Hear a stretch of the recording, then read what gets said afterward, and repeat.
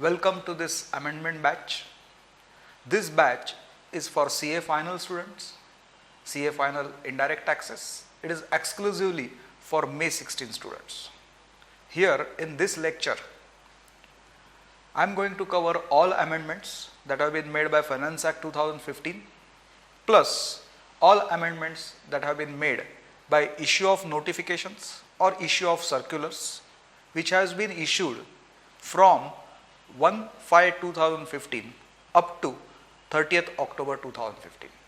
So that's the purpose of this lecture. So let us start. I am on page number 1 of my amendment material. This amendment, actually you are all already experts. You must have heard it several times either from me or you must have read about it in the books already. Very simple amendment, but just once I will run through that. As you remember, previously service tax was payable at the rate of 12%. On that, EC was payable, which was 2% of 12%, which works out to 0.24%, and SHEC was payable at the rate of 1% of 12%, which is 0.12. Net effective rate of service tax was 12.36%. Effective 1st June 2015, standard rate of service tax, which was 12%, was changed to 14%. EC payable on service tax was exempted. SHEC payable on service tax was exempted. Net service tax rate effective 1st June 2015 is 14%. Very important point. Swachh Bharat Cess, SBC, as we popularly know, was introduced at the rate of 0.5% effective 15/11/2015. But for our attempt, that is for May 16 attempt, all amendments up to 30th October 2015 are applicable. So for our attempt, Swachh Bharat Cess is not applicable.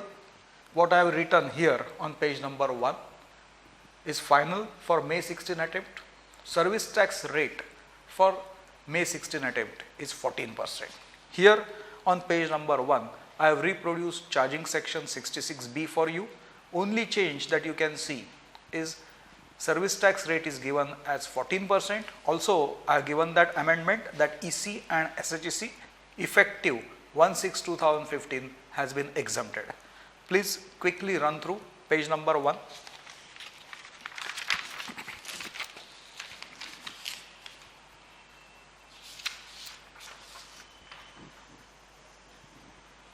Now I am on page number 2. Here some very important amendments. Based on these amendments, some kind of question, either a practical question or a straight theory question is expected in May 16 attempt. Here on this page, actually the amendment is in explanation 2 to the definition of service, and in that there are 2 amendments. One amendment is regarding main distributor of lottery tickets, and second amendment is about foreman of chit funds.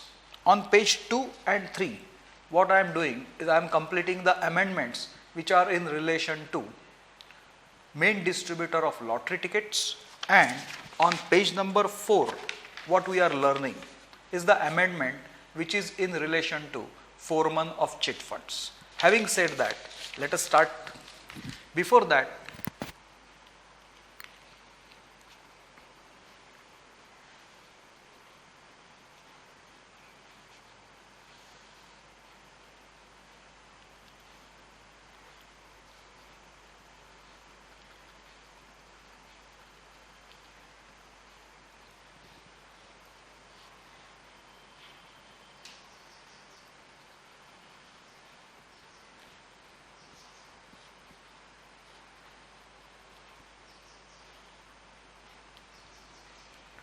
okay.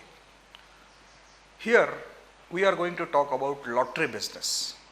First, I want to talk about lottery services provided by state government. Here I am giving one example. For example, state government of Sikkim has brought one lottery. Face value of the ticket is 10 rupees. You can buy that lottery ticket, wait for 15 days. After 15 days, draw will be declared and lucky numbers will be given the prize. That is basic lottery service. Who is the service provider here? State of Sikkim is the service provider. Who is the service receiver? The customers, the people who buy those lottery tickets are the service receivers. And what is the service provided? It is lottery service. And we are already expert of this. Section 66D, which is negative service, which I have printed here, 66DI says that basic lottery service is a negative service. On this basic lottery service, there is no service tax liability. We are experts of this point. But one explanation has been added to 66DI, and that explanation says the negativity available to the basic lottery service will not be available to service provided by main distributor to state of Sikkim. Let me explain this.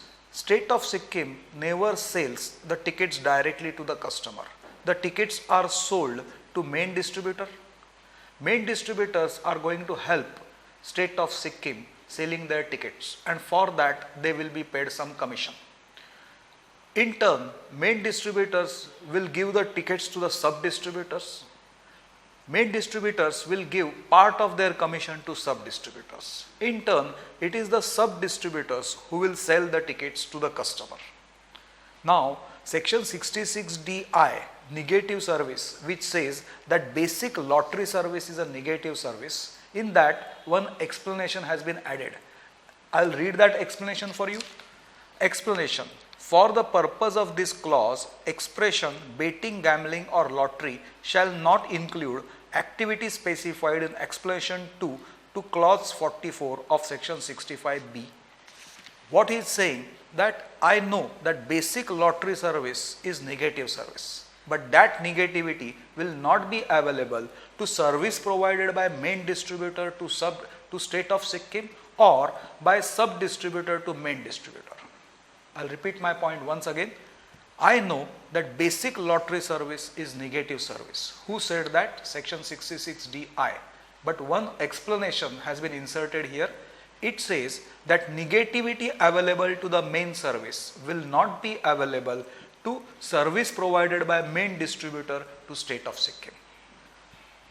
Having said that, now I have completed one amendment, the amendment which was there in negative service.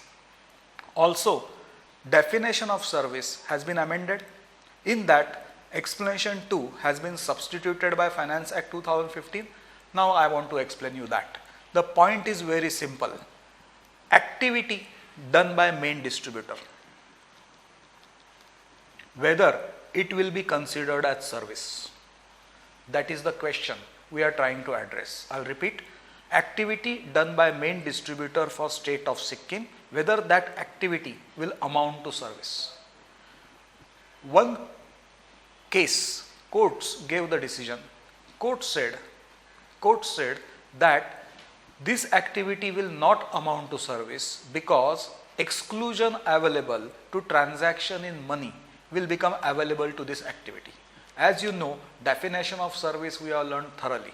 If the activity which you are doing is merely a transaction in money or merely a transaction in actionable claim, then it is excluded from the definition of service. In one of the decisions, courts gave an opinion, a decision that activity done by main distributor for state of Sikkim does not amount to service because exclusion available to being a transaction merely in money or exclusion available to a transaction which is merely a transaction in actionable claim will become available for this activity, which was a wrong decision, and this decision has been overruled by this amendment. Now the amendment says, categorically I am trying to tell you that certainly this activity is not transaction in money and this activity amounts to a service provided. Conclusion.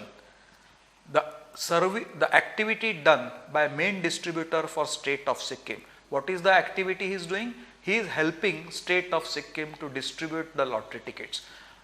Conclusion, that activity certainly amounts to service. So that is the second amendment. This amendment is reflected from definition of service, to which explanation 2 is there, which was substituted by Finance Act 2015. Third amendment. Now that we have said that this activity certainly amounts to service, next question that comes to my mind is, what is value of this service? Because service tax is payable at the rate of 14% on value of the service. If this is true, that this activity amounts to service, then what is value of the service provided? As you remember, valuation is handled by section 67, read with service tax valuation rules.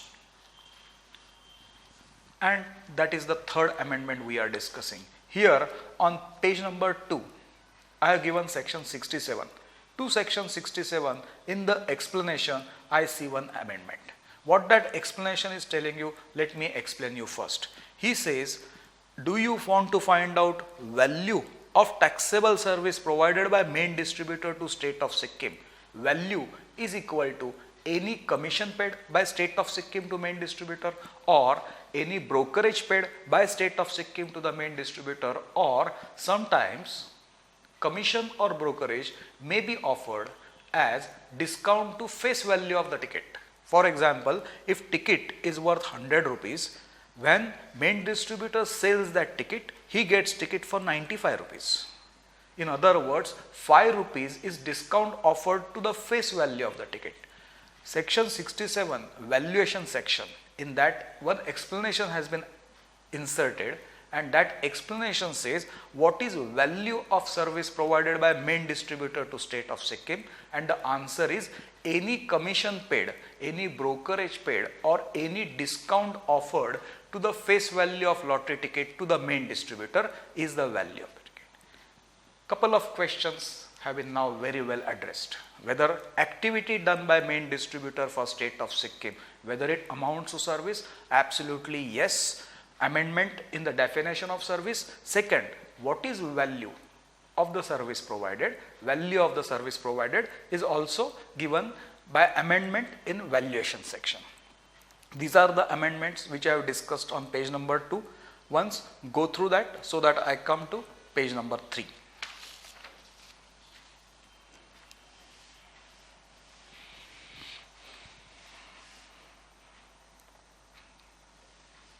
Okay, now page number 3 is about service provided by sub-distributor to the main distributor. Please understand, whatever commission main distributor is getting from state of Sikkim, part of that commission he will give it to sub-distributor. एक बार इसका relationship check करते हैं. What is the relationship between sub-distributor and main distributor? Here, sub-distributor is a service provider, main distributor is a service receiver. And what is the service provided? It is business auxiliary service. I will help you marketing the tickets down the line, and for that you pay me part of the commission. That is the service provided. Certainly this amounts to service. But up to 31st March 2015, this service was an exempt service. Why it was exempt service? Exemption notification 25 of 2012, that is mega exemption notification. In that there was exemption number 29, subpart number E. If you read 29E, what it was saying, service provided by sub-distributor to the main distributor is exempt from service tax. Conclusion, up to 31st March 2015, service provided by sub-distributor to the main distributor was exempt from service tax because of 29E. But on 1/4/2015, this exemption was withdrawn. So, effective 1/4/2015, on the service provided by sub-distributor to the main distributor, because exemption notification is withdrawn, now we have service tax liability. That is next amendment. Now, last question. Who is going to pay this service tax? Is it service provider or is it service receiver? Normally, if you remember, liability to pay service tax is always on service provider. But under section 68(2), there are some notified services where liability to pay service tax can be shifted on other person. That is called as reverse charge. One new reverse charge has been introduced, and that is reverse charge EEB. This reverse charge I have already given on page number 3. What that reverse charge says, I will repeat total conclusion once again. Whether activity done by sub distributor for the main distributor, whether that activity amounts to service, answer is yes. Whether there is a service tax liability, answer is yes, effective 1/4/2015, because exemption number 29E has been omitted. This service is taxable service. Last question, who will pay that service tax? Service tax will be paid by main distributor. Because reverse charge has been introduced, reverse charge EEB. EEB says whatever is the service tax liability of the sub distributor under reverse charge, it will be paid by main distributor. One point to be noted, under reverse charge, whatever is service tax liability of sub distributor, main distributor will pay it in cash, and because it qualifies as input service, he will avail SINVAT credit of that. I will repeat this point once again. Service provided by sub distributor to the main distributor qualifies as input service for main distributor. Under reverse charge, first he will pay that service tax liability to central government, and based on his own challan, now he will avail it as SINVAT credit. Whatever is his service tax liability on the main service, when he pays it to central government, before paying that, he will always adjust the SINVAT credit, and only difference he will pay in cash. So these are the total amendments which I have explained on page number 2 and page number 3. Please complete these amendments.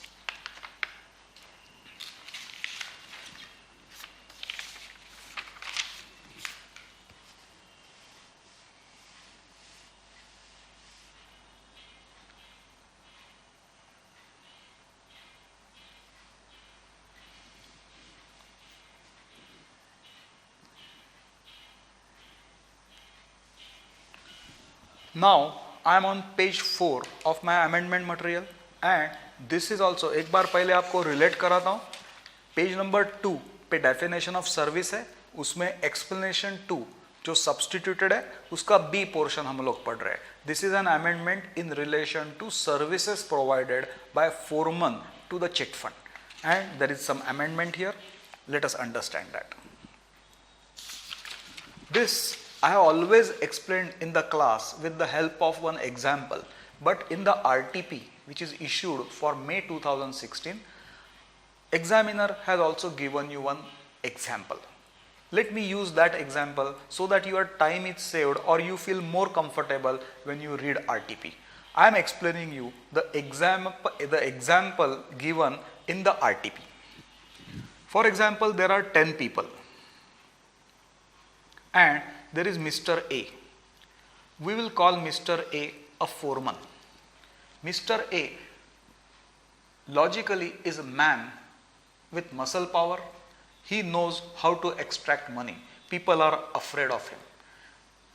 Now there are 10 people who have joined this chit, and all these 10 people are going to contribute 10,000 rupees per month. For example, so this chit will run for 10 months. This chit will run for 10 months. 10 members, everybody will contribute 10,000. Everybody will meet in the establishment of Mr. A on 5th of month. Everybody will contribute 10,000. So on the table, 1 lakh rupees gets accumulated.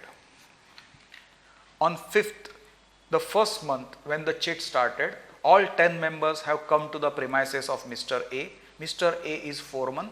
Everybody has brought 10,000 rupees. Everybody has put that 10,000 rupees on the table. So on the table is 1 lakh rupees. Now all those 10 members, the 10 participants will bid. The one who is able to take this money will be able to use this money without interest for 10 months. So that is the position of advantage, that is the benefit he is getting. The one who will be badly in the need of money will bid maximum. Suppose the maximum bid that was received was for 90,000 rupees. That means discount is 10,000 rupees. The winner of the bid will walk away with 90,000 rupees. 10,000 is left on the table. It was decided for conducting this chit, foreman Mr. A is going to charge 10% of discount as his commission. So commission which is Mr. A going to get is 10% of discount, which is 1,000 rupees. Balance left is 9,000 rupees. This 9,000 rupees will be distributed among other 9 bidders in equal proportion. So this 9,000 will be given as 1,000 per bidder into 9 rupees, and all that 9,000 is distributed. Nothing is left on the table. Now there are few questions. 1 lakh rupees which came on the table, is there any service provided? The answer is no, it is purely transaction in money. 90,000 which was taken away by successful bidder, is there any service involved in this? Answer is no, because again it is transaction in money. 9,000 which was distributed among unsuccessful bidders, whether there is any service provided in this, and the answer is no, because again it is transaction purely in money. But what about rupees 1,000 which is the commission charged by the foreman? Exclusion of being transaction in money, whether this will be available for this 1,000, and surprisingly in one of the wrong case laws, court gave decision that this is also transaction in money, excluded from the definition of service and no service tax liability. It was a wrong case law. To overrule that, amendment was made in the definition of service. I have given it on page number 2. You can check that definition in explanation 2, second point, point number B.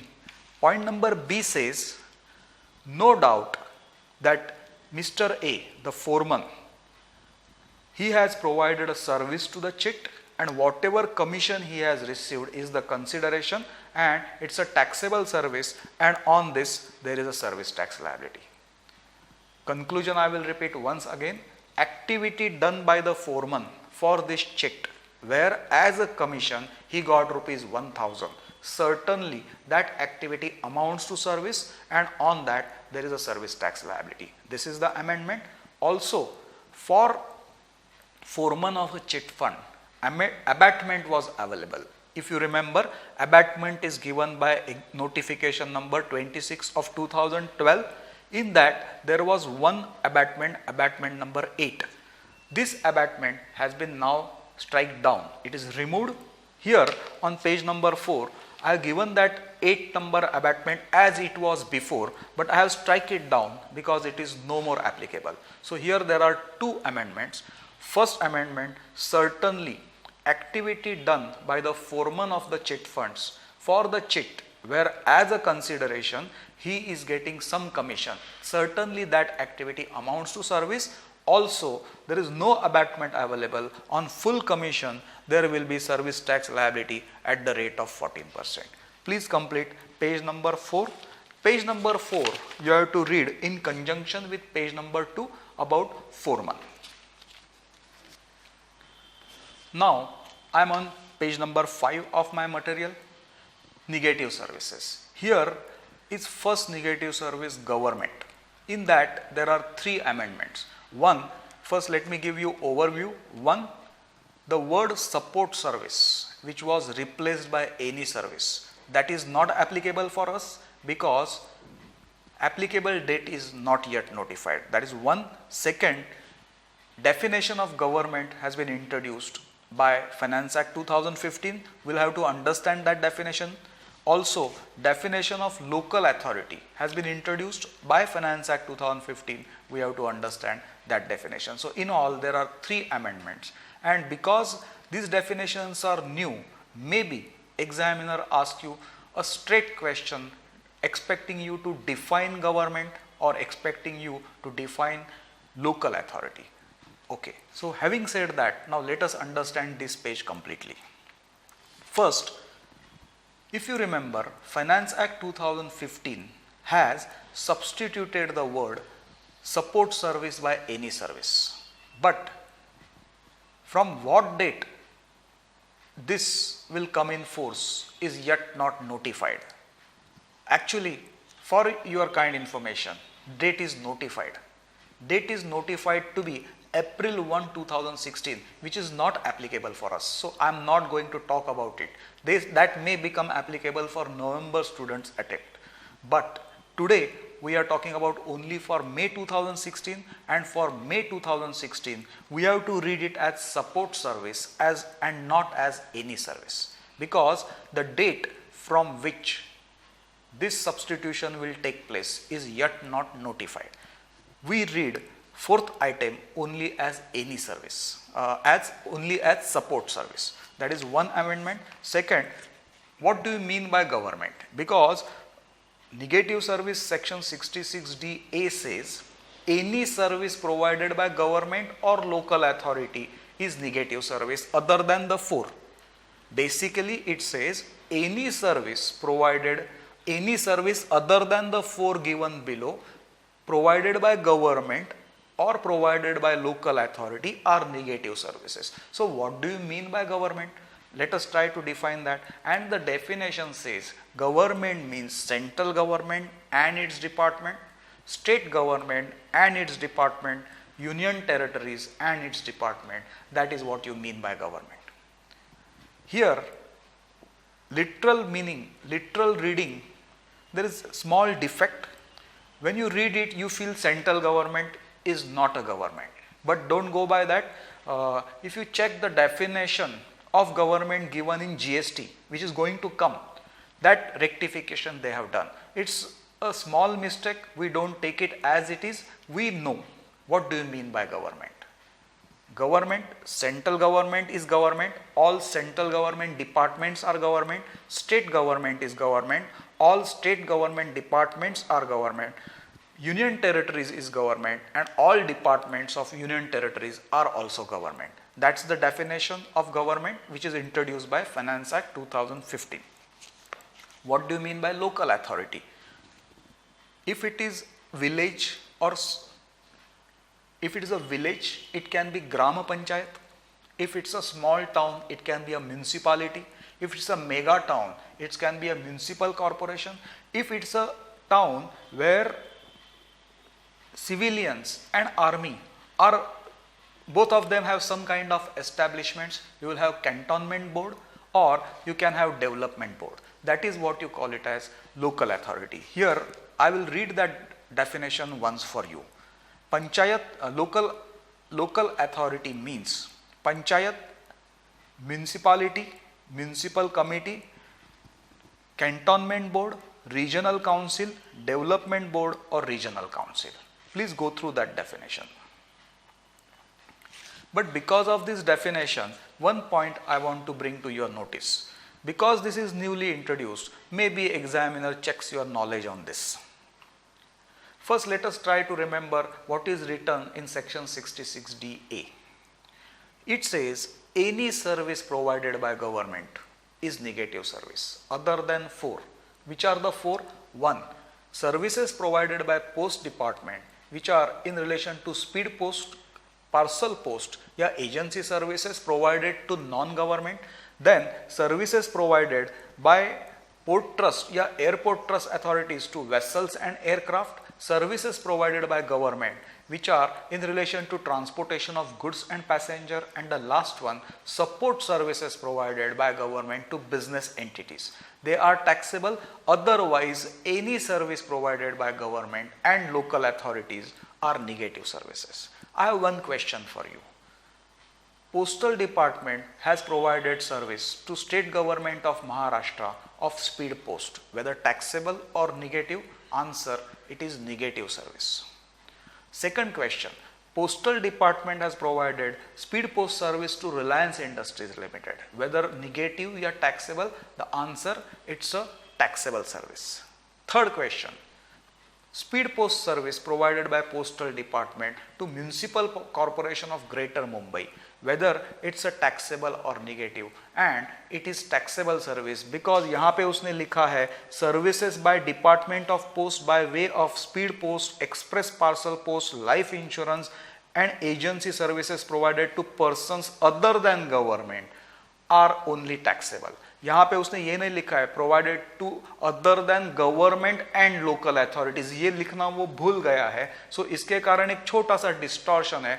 Speed post service provided to state government of Maharashtra is negative service, but speed post service provided to Bombay Municipal Corporation, a local authority, will become taxable service. Having said that, please complete study of this page. On this page there are 3 amendments. One, the word support service continues for us. Second, definition of government and local authority has been introduced. Please complete page number 5.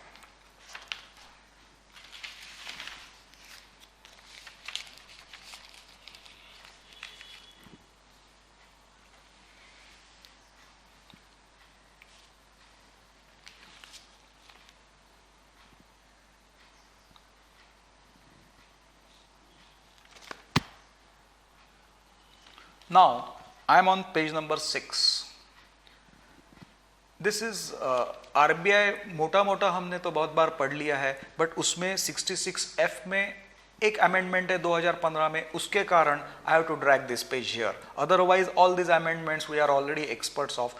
Just once very quickly, I will run through this. 66D, negative services, point number B says, any service provided by Reserve Bank of India is negative service. We have already learned this thoroughly.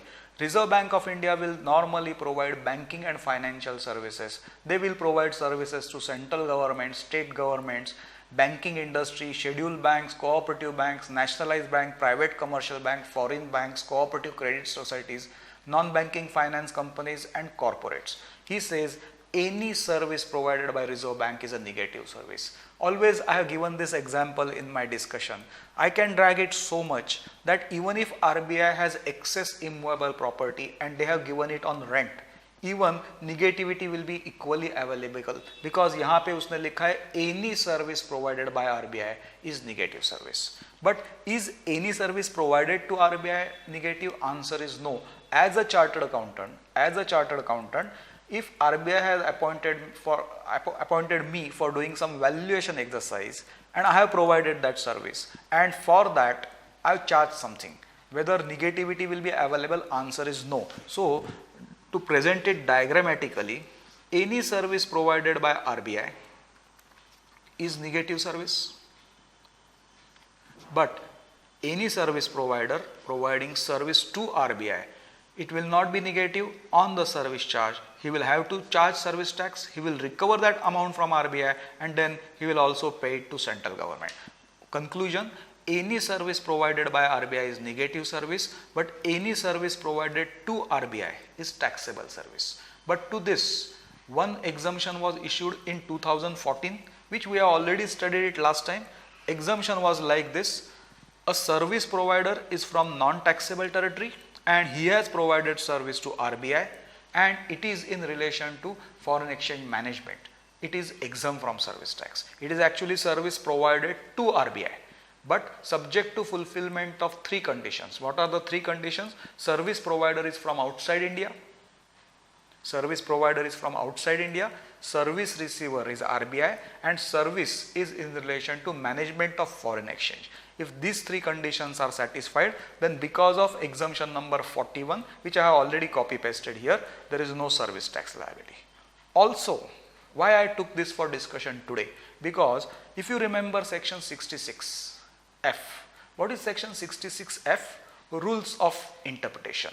Whether how to classify particular services. If you remember my example, whether services provided by National Securities Depository Limited, where they hold your securities in demat form, whether that service can be classified as data access and retrieval service, or whether that is a banking and financial services. How to classify the services? In service tax, that is handled by section 66F.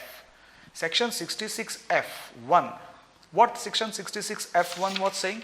We are actually very experts of this. I have given always the example like this. This is Mumbai and this is Pune. And I got the contract to construct express road. I have constructed the express road, but now I have created a toll. If you want to use this road, then you will have to pay me toll. Here I am a service provider. I am providing services to car users. Car users are service receivers. And what is the service provided? Access to road on collection of toll. And negative service says that it is a negative service. This on the access to road on collection of a toll, on this service charge, whatever toll is collected, there is no service tax liability. But I was not interested in standing on those hurdles and collecting tolls on everyday basis. What I have done, I have outsourced that job. I have given that job to one service provider. He is a person who has recruited security agencies, security personals kind of.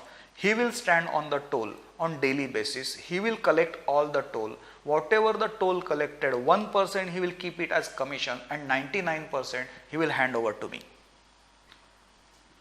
What is the service? How can we describe this service? I can describe this service as collection of toll for commission.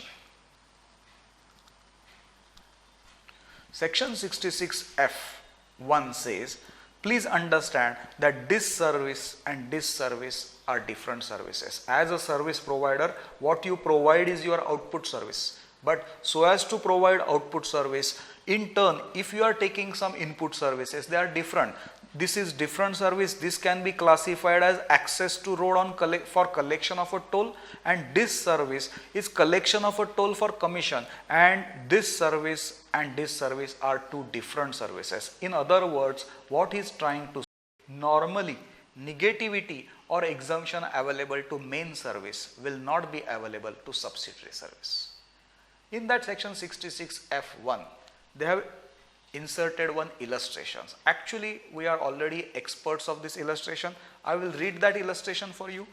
The services by Reserve Bank of India being the main service within the meaning of clause D of section 66D does not include any agency services provided or agreed to be provided by any bank to RBI of India. Such agency services being input service used by the Reserve Bank of India for providing the main service, for which the consideration by way of fee or commission or any other amount is received by the agent bank, does not get excluded from the levy of service tax by virtue of inclusion of the main service in clause B of negative list section 66D, and hence such service is leviable to service tax. What he is trying to say is very simple. We are experts of this. He is trying to say, I know that any service provided by RBI is negative service. But other service providers, if they have provided any service to RBI, it is a different service. This service is different service. This service is a different service. This is the output service for RBI and this is the input service for RBI, and negativity which is available to any service provided by RBI will not be available to any service provided to RBI. Please complete page number 6.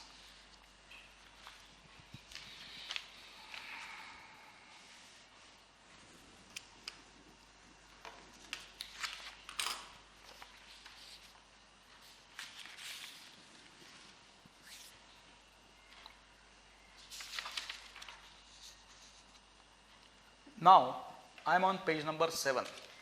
Strong reasons to believe that this is going to be a very important amendment for May 2016 attempt. Some kind of question is certainly expected on this page. Let us try to understand that. First, let me read what is written as negative service. 66D, negative service, point number F says, services by way of carrying out any process amounting to manufacture or production of goods excluding alcoholic liquor for human consumption is a negative service. He is saying, are you doing an activity and that activity amounts to manufacture, then it's not a service, it's a negative service. Let us understand this thoroughly. First, I want you to understand this slide. Please understand what I am written here. I am the principal manufacturer. The principal manufacturer, please understand, principal manufacturer is bringing inputs. He is converting it into final product, and this activity he is doing himself. Maybe post manufacturing he is selling them, or he is captively consuming in other factories, or whatever, for whatever reason, but principal manufacturer himself is doing manufacturing activity. Please understand, there is no service provided in this transaction and there is no question of service tax, because to call it a service there has to be two persons. One person has to provide the service to another. So if you are yourself doing manufacturing activity for yourself, there is no question of any service and there is no question of any negative service. That is not the point. What is the point then? Hello, here principal manufacturer. Let us understand what he is doing. Principal manufacturer has purchased inputs and he has handed over the inputs to the job worker. It is the job worker who is converting inputs into final product. Whatever final product, whenever it is ready, it is taken away by principal manufacturer. Now here there is a relationship between job worker and principal manufacturer. Will it amount to service? Let us try to understand this. Please understand, here job worker is a service provider. Before I continue, let me tell you, this I have attached as page number .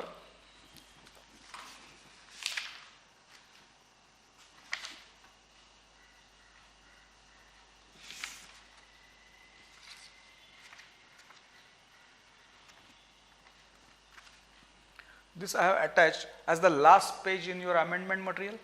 This you will always given to you. This is attached as last page in your amendment material. What I am talking about, in this relationship, job worker is a service provider. Principal manufacturer is a service receiver. What is activity done? Converting inputs into final product. So job worker is converting inputs into final product, which amounts to an activity. Is there any consideration? Yes, job worker has been paid job working charges. So is there any consideration? And my answer is yes, because job worker has been paid job working charges. Having said that, all constituents to call it a service are fulfilled. Please remember, to call it a service, there has to be a service provider, there has to be a service receiver, there has to be an activity, there has to be a consideration, and there has to be a contractual relationship. All the constituents are being present. So certainly activity done by the job worker for principal manufacturer, where job worker has converted inputs into final product, and for that he has received job working charges, certainly it qualifies as service and service tax will become payable. But do you have service tax liability? Now I read again. Services by, I am reading 66DF. Services by way of carrying out any process amounting to manufacture or production of goods is negative service. What job worker has done? He has done manufacturing activity. The process which he has carried out, does it amount to manufacturing activity? If answer is yes, then it is negative service and there is no service tax liability. Whether there is a service tax liability, answer is no. Why no? Because it's a negative service as per section 66DF. To explain it more, first let us understand the definition, section 65B40. Process amounting to manufacture or production of good means a process on which duty of excise are leviable under section 3 of Central Excise Act 1944 or Medicine and Toilet Preparation Excise Duties Act 1955, or any process amounting to manufacture. Alcoholic liquor for human consumption has been deleted. Opium, Indian hemp and other narcotic drugs and narcotics on which duty of excise are leviable under any state act for time being in force. Let me explain you this with the help of one example. Hello, are you talking about providing a service where it results into manufacture of all goods? Then under Central Excise Act, you will end up paying excise duty, and that is the reason you have no service tax liability, because it's a negative service. Are you manufacturing medicines and toilet preparations? The service what you have done for other person, as a result you have manufactured medicines and toilet preparations for him. If that is true, then under Medicines and Toilet Preparations Act, you will have to pay excise duty. In that case, it's a negative service and you have no service tax liability. Have you, for other person, have you manufactured opium, Indian hemp or narcotic substances? Then most probably under State Excise Act, you will have state excise duty liability. If that is true, are you paying state excise duty under State Excise Act? Yes. Then it's a negative service and you have no service tax liability. But Amendment Finance Act 2015, are you, for other person, are you manufacturing alcoholic liquor for human consumption? I know under State Excise Act, you are paying state excise duty liability, but still you have to pay service tax also. In other words, as a job worker, if you are manufacturing alcoholic liquor for human consumption for other person, then you have two liabilities. You will have to pay excise duty liability, state excise duty liability under State Excise Act. Also, you will have to pay service tax liability under service tax. It certainly amounts to double taxation. One question goes with this. What if, for example, your goods are covered under Central Excise Act, but for time being, your goods are nil rate goods or they are exempt goods? Whether service tax liability will arise? The answer is no. It will be still considered as negative service and no service tax liability. Reason is very simple. I will read the opening line. Negative service is process amounting to manufacture or production of goods, means a process on which duty of excise is leviable under Central Excise Act. If you know, exempt goods and nil rate goods are also excisable goods. So when you manufacture them, excise duty is levied. Maybe because it is exempt or because it is nil, total excise duty payable may be nil. But is the levy taken place? Yes. So even if your goods are exempt goods or nil rate goods, still it will be considered as negative service and no service tax liability will be payable. But that's not all. There is something more to learn here, and that's my third slide. Let us understand this. Here I change the situation. Here what happens is that principal manufacturer is doing manufacturing activity. You are a job worker, but you are not doing any kind of manufacturing activity. Basic manufacturing activity is done by principal manufacturer. You are only doing a process for him, and process does not amount to manufacture. Negativity was available if the process done by the job worker amounts to manufacture. But यहाँ पे process done by the job worker does not amount to manufacture. For example, principal manufacturer is converting fabric into shirts. But whenever he brings the fabric to his factory, he is worried that shirts may shrink. So what he is doing is that before cutting and before converting them into shirts, he is washing that fabric. But he does not have in-house laundry facility. So he has sent the fabric to us. We are a laundry. We are going to provide washing services. Please understand, principal manufacturer is doing manufacturing activity. Job worker is only doing small process for him, and process does not amount to manufacture. Now whether you have service tax liability? Answer is given by mega exemption number 25/2012, which I have printed on bottom of page 7. Mega exemption 25/2012 30 number C part says, any goods excluding it is exempt carrying out an intermediate production process as job work in relation to any goods excluding alcoholic liquor for human consumption on which appropriate duty is payable by the principal manufacturer. what is trying to say, you are doing process and you are doing this process for this manufacturer. Process does not amount to manufacture. So normally you should have service tax liability, but is this principal manufacturer on his manufacturing activity paying appropriate excise duty? If answer is yes, you have no service tax liability because it is exempt from service tax. I'll repeat it once again. You are a job worker. You are providing a service to a manufacturer. Manufacturer is paying excise duty on his final product. For this manufacturer, you are doing a process. If process amounts to manufacture, it was negative service, but in this case, process does not amount to manufacture. Now negativity is not available, so on whatever is service charge, you will have to pay service tax. But there is exemption number 30C. 30C बोलता है, is principal manufacturer paying appropriate excise duty on his final product exempt from service tax. एक बार पढ़ते हैं 30C में भी amendment है. Amendment is from 1/6/2015. On bottom of page 7, what I have printed here is mega exemption 25 of 2012. उसका part number 30, उसका sub part number C. That is what I am reading. Any goods, what he is trying to say, it is exempt carrying out any intermediate production process at job work in relation to any goods excluding alcoholic liquor for human consumption on which appropriate duty is payable by principal manufacturer. If for the principal manufacturer for whom you are doing a process and that principal manufacturer is paying excise duty on his final product on the service provided, you have no service tax liability because of 30C. But alcoholic liquor for human consumption is again excluded from this. So, uska interpretation I am explaining you here.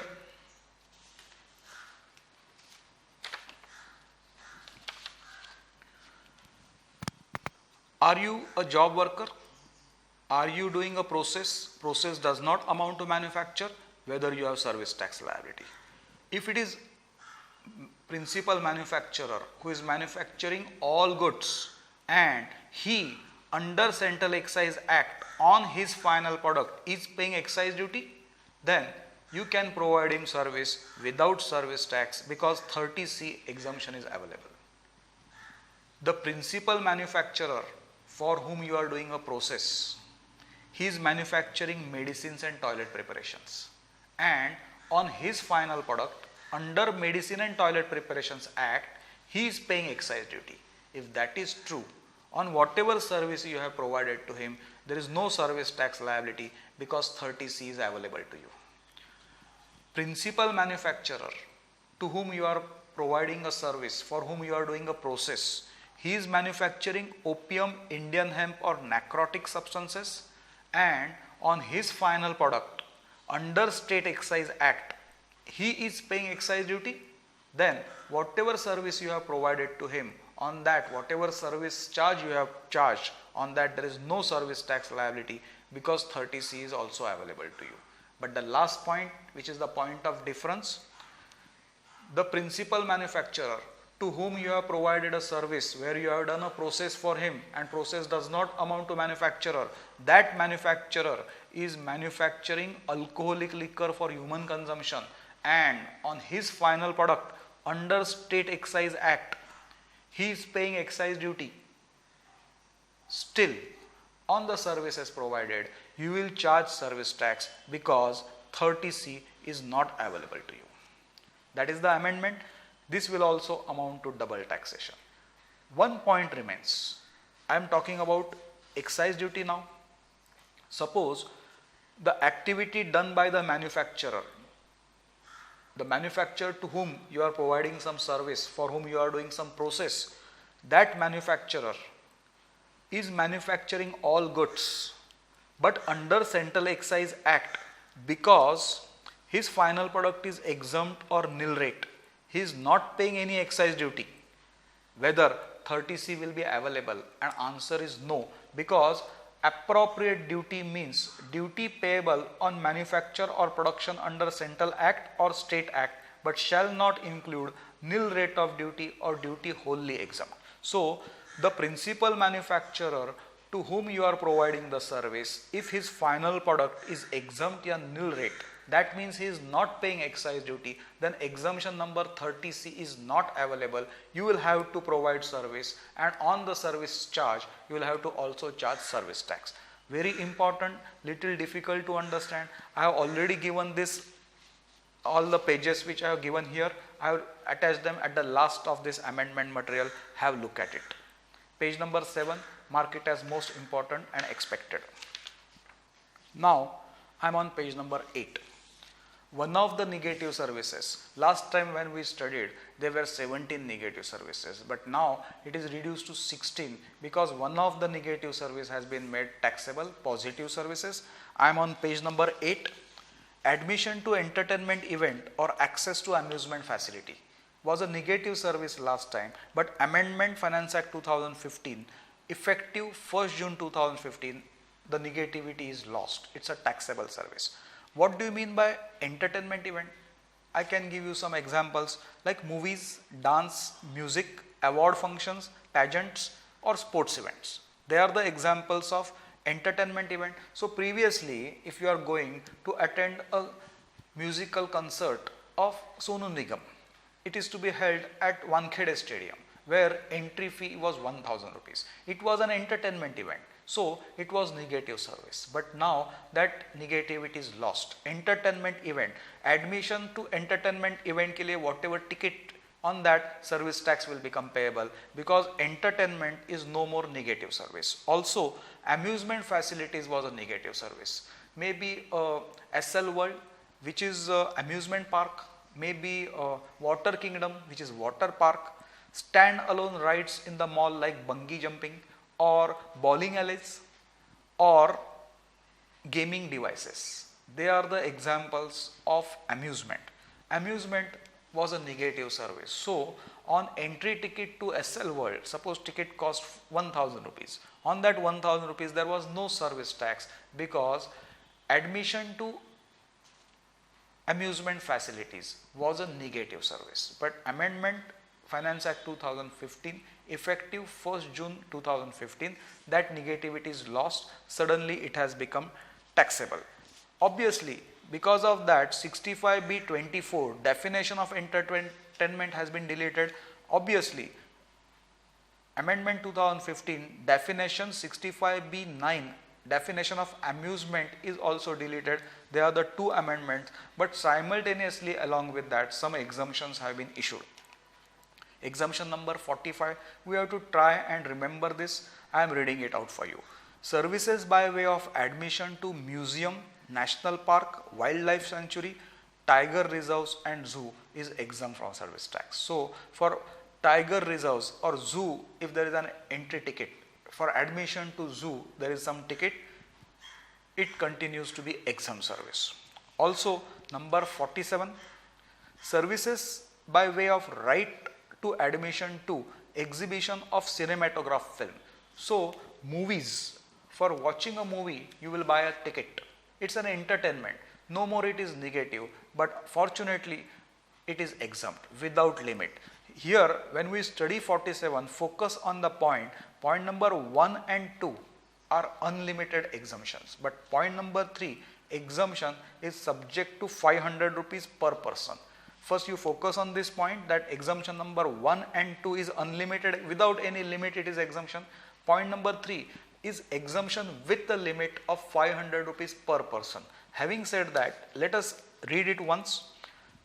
Exemption number 47, services by way of right to admission to exhibition of cinematograph film, movies, circus, dance, theatrical performance including drama and ballet is exempt from service tax.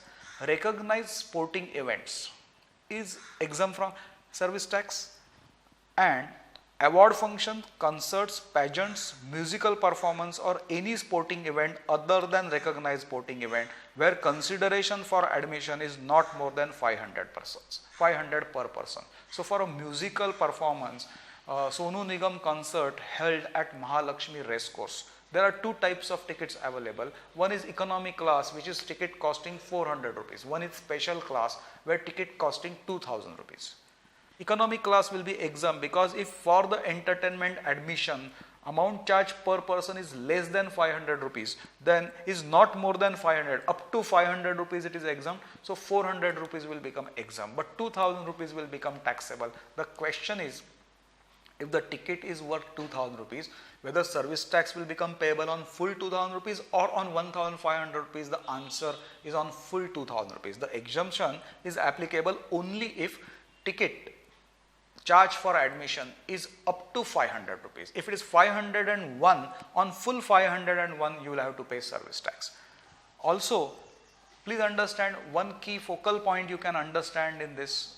If it is recognized sporting event, exemption is unlimited without any limit. But if it is unrecognized sporting event, exemption is restricted to up to 500 rupees. They have also given definition of recognized sporting event, which I have reproduced here at the bottom of page 8. Please complete study of page 8.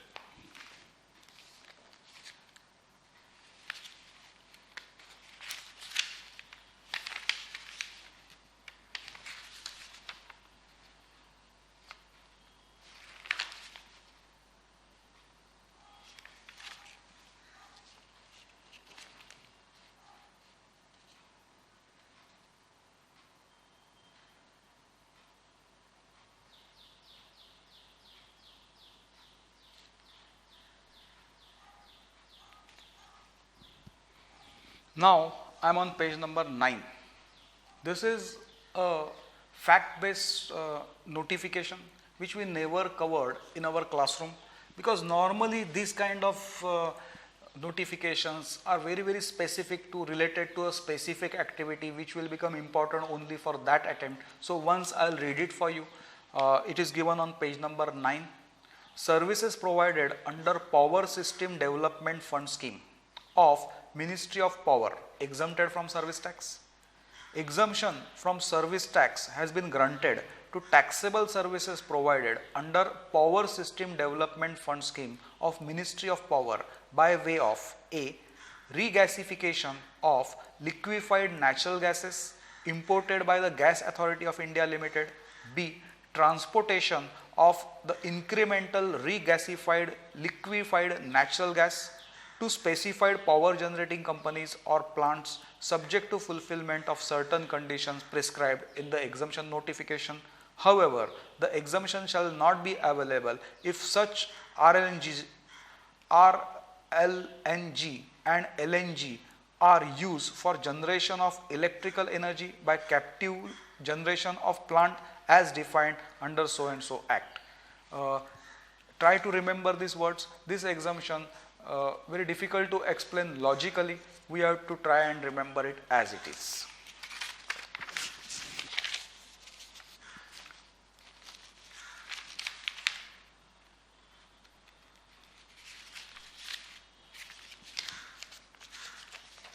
Now I am on next page. This exemption is very important and expected in the examination. Again, this exemption was done to overrule some wrong case laws.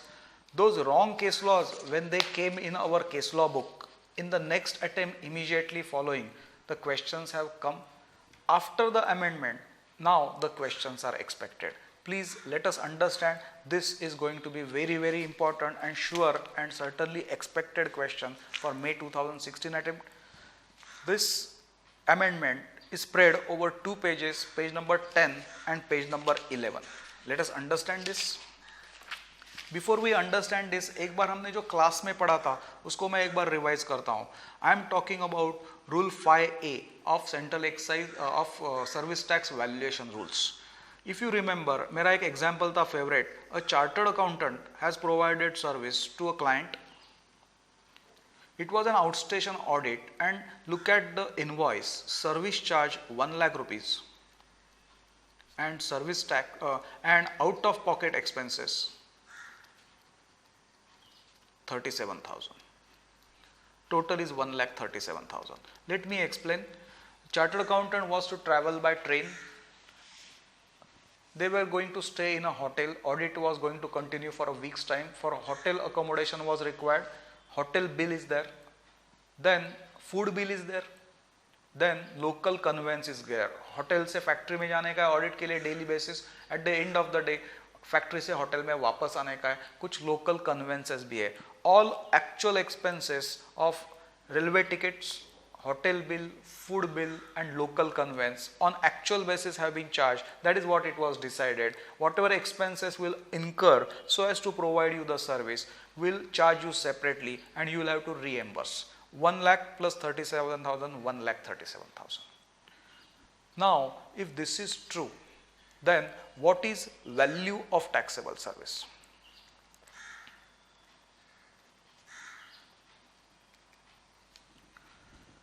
Case was presented in the court. Counsel of the assessee was explaining to the court. The counsel said, sir, valuation in service tax is handled by section 67. Section 67(1) says, because here gross amount charge is money. Section 67(1)(1) is applicable if gross amount charge is money. Section 67(1)(2) is applicable if gross amount charge is money and otherwise, and section 67(1)(3) is applicable if gross amount charge is not ascertainable. This is not the case of section 67(1)(2) या 1(3). Here gross amount charge is money. So valuation of this will be done under section 67(1)(1). And section 67(1)(1) says gross amount charge is value of service provided is gross amount charge for the service provided or to be provided. Now here, what is the service provided? Service provided is auditing services, and for providing auditing services, what is the gross amount charge? And it is 1 lakh rupees. 37,000 is reimbursement of expenses. It is not gross amount charge for the service provided. For the gross amount charge for the service provided is 1 lakh rupees. So value of service provided as per section 67(1)(1) is 1 lakh rupees. Now बोलते हैं हम लोग आ जाते हैं rule 5(1) में. Rule 5(1) बोलता है if you don't satisfy the 4 constituents of being a pure agent, then addition of 37,000 will be done and value of taxable service will be 1 lakh 37,000. Pure agent, we remember the condition. We have to check the contractual relationship between service provider and service receiver. Whether the contractual relationship is P to P or whether contractual relationship is P to A. Here it is principal to principal relationship. First condition of being pure agent is defeated. Second condition was the invoices are in whose name? The hotel bill, the railway ticket, the food bill, the local conveyance, all those invoices, whether they are in the name of service provider or whether they are in the name of service receiver, they are in the name of service provider. So second condition is defeated. Third, who has used these services? Who has traveled by train? It is service provider.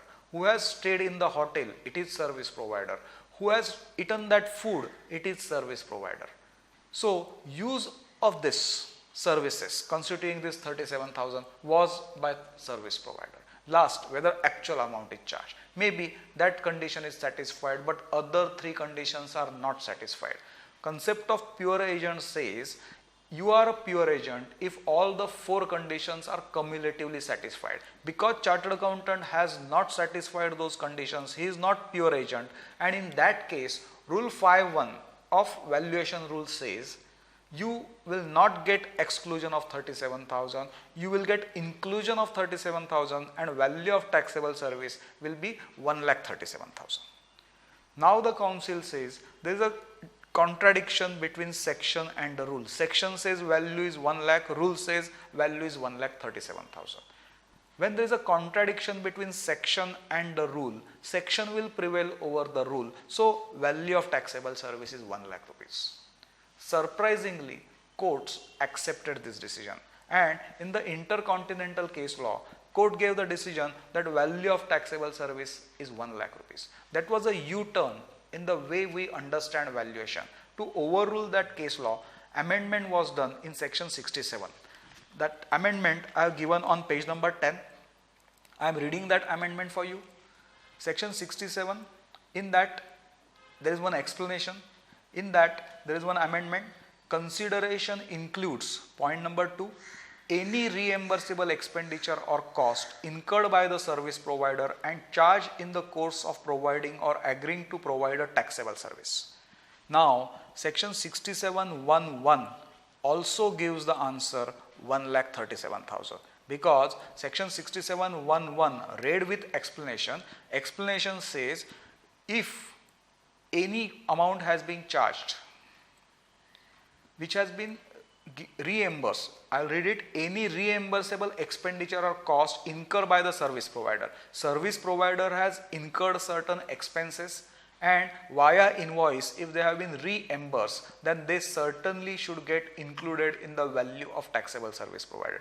Point to be noted, previously maybe on literal meaning, literal interpretation of section 6711, maybe answer was coming to 1 lakh rupees. But now having read the explanation along with section 6711, certainly even section is giving the answer that value of taxable service will be 1,37,000, and that is the amendment. Only one word, one set of words I want to bring your attention to.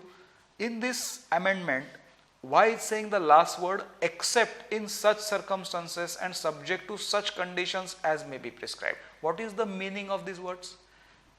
The meaning of these words is like this. He says, if you satisfy the 4 conditions of being pure agent, I know as per valuation rule 5.2, exclusion of 37,000 will be allowed and that is okay with me. He is saying this reimbursement is to be added in the value of taxable service provided unless some other rule has allowed its exclusion. His reference is to rule 5.2. I will repeat, why is using these words, except in such circumstances and subject to conditions as may be prescribed? What is the true meaning of these words? He is saying, I know that if you are a pure agent, suppose in this invoice you are a pure agent, you have satisfied all the 4 conditions of being pure agent, then because you are pure agent, rule 5.2 of valuation rule will allow you exclusion of 37,000, and in that case value of taxable service will be 1 lakh, and that is okay with me. In other words, if you are not a pure agent, compulsorily any amount charged as reimbursement of expenses has to be added in the value of taxable service. That is very important amendment. We are expecting some case study based question based on this. Have a look at page number 10. But here I want to ask you 2 more questions. My first question is like this. Chartered accountant has provided service to Mahindra & Mahindra. In the invoice, he had charged service charge 1 lakh rupees. That's all, 1 lakh rupees. But for your kind information, chartered accountant went by railway. Tickets directly paid by Mahindra & Mahindra were provided to chartered accountant. Tickets are worth 10,000. I'll repeat my point. Tickets are directly booked by Mahindra & Mahindra. Mahindra & Mahindra went to Railways office, they have booked the tickets in the name of the chartered accountant, they have paid for that and they have provided the tickets to chartered accountant. Also, hotel bill where chartered accountant stayed, directly paid by Mahindra & Mahindra, it was worth 10,000 rupees. Also, food bill, जो hotel में रह रहा था chartered, उसके नीचे restaurant था, hotel मालिक को बोल के रखा था महिंद्रा एंड महिंद्रा, चार्टर्ड जब भी खाना खाएगा, उसके आर्टिकल जब भी खाना खाएंगे, उसका बिल के पैसा मत लो, उसका खाली सिग्नेचर ले लो, जो भी बिल बनेगा at the end of the audit हमें वो बिल भेज दो, हम पैसा दे देंगे. The food bill was also directly paid by Mahindra and Mahindra. Local conveyance, factory to hotel and hotel to factory के लिए कार बुक किया था, उसका जो चार्जेस था conveyance charges, car was booked by Mahindra and Mahindra, amount directly paid by Mahindra and Mahindra, total 37,000. Now whether inclusion of this 37,000 is required, and answer is still no, because only if it is claimed as reimbursement of expenses, then only this amendment will become applicable. Here it is not given as reimbursement of expenses, it is given directly by service receiver, then this amendment is not applicable. To demonstrate my example, my point, I'll give you one more example. For example, this is your premises. I am going to come to your premises and provide some repair and maintenance service. Gross amount charged by me for providing repair and maintenance service is 1 lakh. I'll repeat my point once again. I came to your premises. I was there for 7 days. Daily morning I used to come, and till 7 o'clock I was working in your premises. I have provided certain repair and maintenance services to you, and for that gross amount charge is 1 lakh rupees. Point to be noted, in that process I have used electricity which is worth 20,000 rupees. You have directly paid for that electricity bill. I have used water which was worth 10,000 rupees. You have directly paid that water bill to municipal corporation. Now, what is value of taxable service? And value of taxable service will be 1 lakh rupees, because this 20,000 and this 10,000 I have not charged you as reimbursement of expenses. You have paid it directly. You have provided as free to me for provisioning of service. Now the amendment is not applicable. Amendment is applicable only if that amount was separately charged in the invoice. It was incurred by the service provider, was charged in the invoice, and along with the service charge, if it was recovered from service receiver, then only this amendment is applicable. Please understand this properly. Page number 10 and page number 11.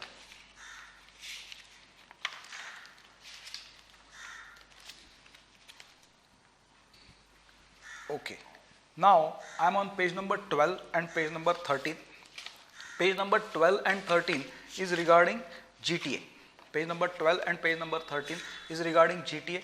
Because of some amendment, because of some circular, GTA according to me is very, very important, and some kind of question is certainly expected in May attempt on GTA. So let us, some portion we have already done in the class. So page number 12, some portion we have already done in the class. This circular, I want to discuss it once again, because according to me it's very, very important for our attempt. Just quickly I will run through the portion which we already know. Consigner wants to send parcel to consignee, and service will be provided by GTA. What do you mean by GTA? Are you a person where transportation of goods is involved and complete transportation is by road, and you are issuing consignment note under rule 4B of service tax rules, then I call you GTA. एक बार repeat करता हूँ. I will call you GTA if you are providing service of transportation of goods, entire transportation is by road, and you are also issuing consignment note which is under rule 4B of service tax rules. If you remember, a normal service provider only issues invoice under rule 4A. But if you are a GTA, first you issue consignment note under 4B, and then you issue invoice under rule 4A. So if you are issuing consignment note under rule 4B of service tax rules, then I call you GTA. That is first point to be noted. Having said that, there is a reverse charge concept. If person paying to GTA falls into one of the 6 categories. What were the 6 categories? A factory, a first stage dealer or second stage dealer, a partnership firm, a society, a cooperative society, or any other incorporated association. If person paying to GTA falls into one of the 6 categories, then there is a reverse charge, and if person does not fall into one of those 6 categories, then there is no reverse charge. Liability to pay service tax will be on GTA. That is what we have learnt in the class. Also, along with that, exemption number 21 was applicable. 21 number also we have studied. Actually last time also we have studied that very properly, but because there is one amendment in 2015, I want to talk about it. I want to bring it to your notice. In 21 number, there are point number A to I. A is agricultural produce. So GTA services provided to agricultural produce are exempt from service tax. B, goods were single carriage up to 1,500. C, single consignee up to 750. D is very important. If you study D as it was before, which is omitted, and it is substituted by new D in 2015, focus on the word T, एक बार इसको circle कर देना, T, coffee, jaggery, sugar, milk products and edible oil.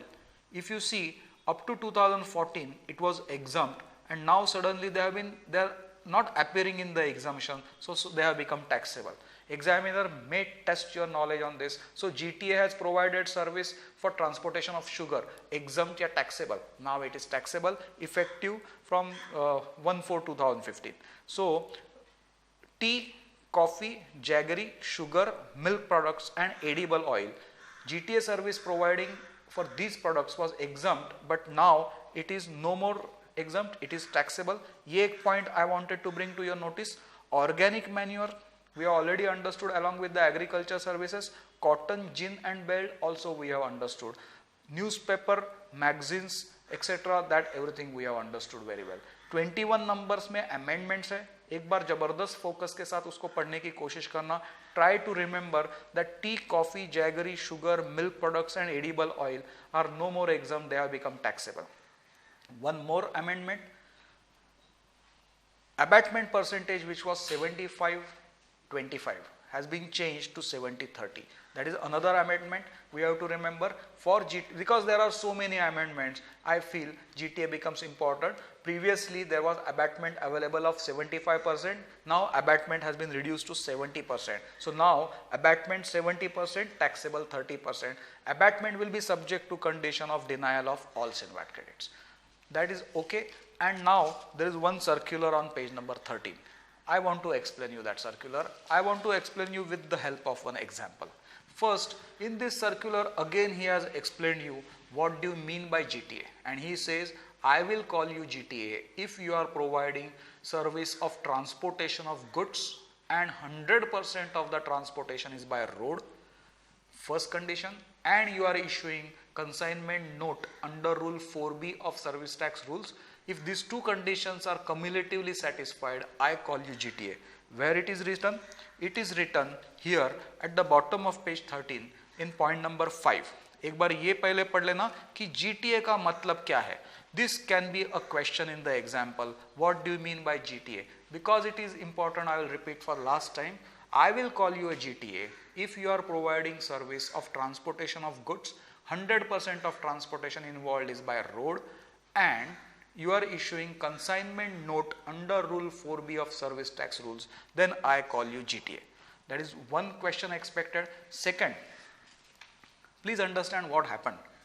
I have taken responsibility of delivery of transfer of your goods from Mumbai to Indore, for example. In that process, loading and unloading was required. In that process, packing of goods was required. Because goods are going to undergo transportation, special packing was required. I have taken that responsibility. I have specially packed those goods for you. Packing was involved, loading, unloading was involved, transshipment was involved. Because Mumbai se Indore directly goods nahi gaye. Mumbai se, for example, they went to place A. They were unloaded. There temporary storage was required. They were stored in one premises. Then second truck came. Again goods were loaded in the second truck, and that truck left the goods to Indore. Look at the invoice which I have issued. Transportation charges 10,000 rupees. Loading and unloading charges 500 rupees. Special package charges 1,000 rupees. Transshipment charges 1,000 rupees, and temporary storage charges 1,000 rupees. Total amount that I have charged you is 13,500. Now, what is the service provided? How much abatement will be available, and how to handle this invoice? The notification explains you what we have learned in section 66F 2, 66F 3A and B. This is a bundle of a service.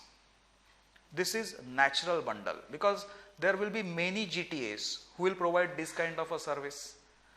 This is bundle of a service.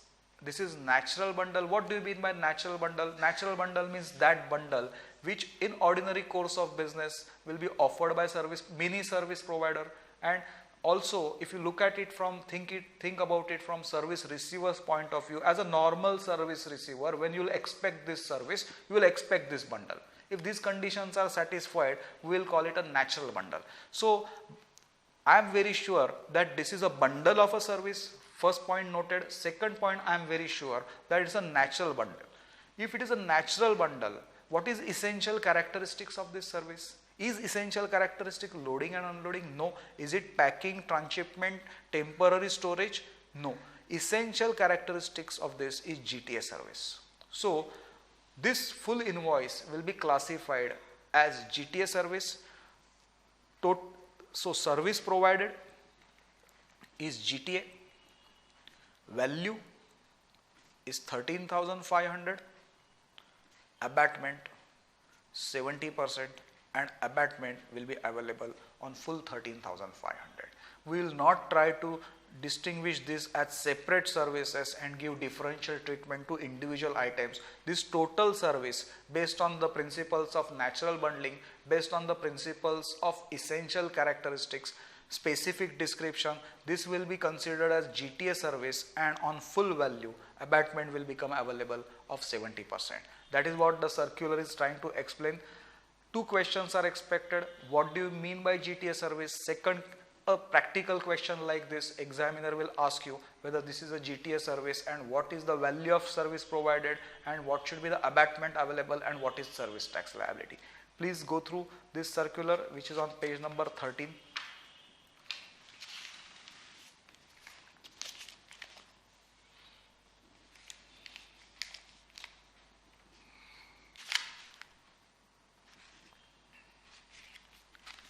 Okay, now I am on page 14 and 15. Here hardly anything to explain. We are experts of composition scheme. Composition schemes we have studied thoroughly in the class. There are 4 composition schemes. 6.7 is for air travel agent, 6.7a is for insurance, 6.7b is for money changer, and 6.7c is lottee. Because basic rate of service tax was changed from 12.36 to 14%, that is the reason composition rates have been amended. Have a look at the amended rates which I have already given here on page 14 and 15. Hardly anything to explain. You have to just update these new rates in your book. Now we come to again some important points. We are going to talk about amendments that has taken place in section 73, which is on page 16-17. We are going to talk about section 76, which is penalty, which is on page number 19, page number 20, which is also penalty under section 78. First, let us complete that portion. Section 73. Some portion is just a repeat, but I want to bring to your notice some very important points. So, small repetition you may feel here. If Central Excise Officer, the service tax officer, is scrutinizing the return of the assessee and he is of the opinion that assessee has done one of the 5 bad things. What are the 5 bad things? Short payment and short levy or short payment, not levy and not payment, or erroneous refund. If officer is of the opinion that assessee has done one of these bad things, then if it is bona fide case, if it is fraud case, if it is bona fide case, officer will issue show cause notice and he will issue show cause notice under section 73. If it is fraud case, he will issue show cause notice under proviso to 73(1). I will repeat. If officer is of the opinion that assessee has paid service tax short and reason is bona fide, he will issue show cause notice under section 73(1), and if the reason is fraud according to officer, he will issue show cause notice under proviso to 73(2), proviso to 73(1). एक बार show cause notice आया, SSC जाके उसको represent करेगा, officer को explain करने की कोशिश करेगा, सर आप गलत हो, मैं सही हूं, मैंने पूरा सर्विस टैक्स भरा है। अगर एसएससी के रिप्रेजेंटेशन के बाद अगर ऑफिसर कन्विंस हो गया तो वो शो कॉज नोटिस ड्रॉप करेगा। बट अगर ऑफिसर कन्विंस नहीं हुआ तो 73(2) के अंदर वो डिमांड ऑर्डर दे देगा। शोकॉज नोटिस बोनाफाइड के लिए क्या कोई टाइम लिमिट है 18 months। For fraud cases it is 5 years। If it is show cause notice of bona fide, क्या डिमांड ऑर्डर अंडर 73(2) के अंदर डिमांड ऑर्डर इशू करने के लिए क्या कोई टाइम लिमिट है bona fide cases 6 months, fraud cases it is 1 year।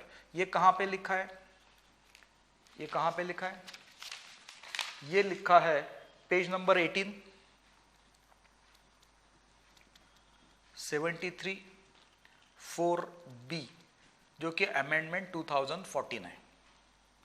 एक बार मैं रिपीट करता हूं, अगर शोकॉज नोटिस इशू करना है बोनाफाइड केस में time limit is of 18 months, fraud के केस में time limit is of 5 years। एक बार शोकॉज नोटिस इशू हो गया तो डिमांड ऑर्डर इशू करने के लिए क्या कोई टाइम लिमिट है 6 months इन बोनाफाइड केसेस, 1 year इन फ्रॉड केसेस। कहां लिखा है, page number 18, 73(4)(b which is amendment 2014।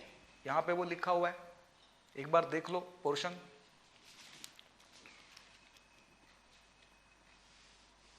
Okay, अगर बोनाफाइड केस है तो ऑफिसर डिमांड करेगा सर्विस टैक्स, उसके साथ वो डिमांड करेगा इंटरेस्ट अंडर सेक्शन 75 और उसके साथ वो डिमांड करेगा पेनल्टी अंडर सेक्शन 76।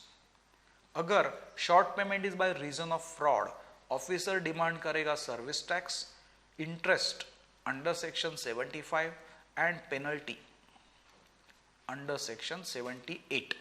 यहां पे सेक्शन 76 पेनल्टी है, यहां पे सेक्शन 78 पेनल्टी है। एक बार ये पोर्शन समझ लो।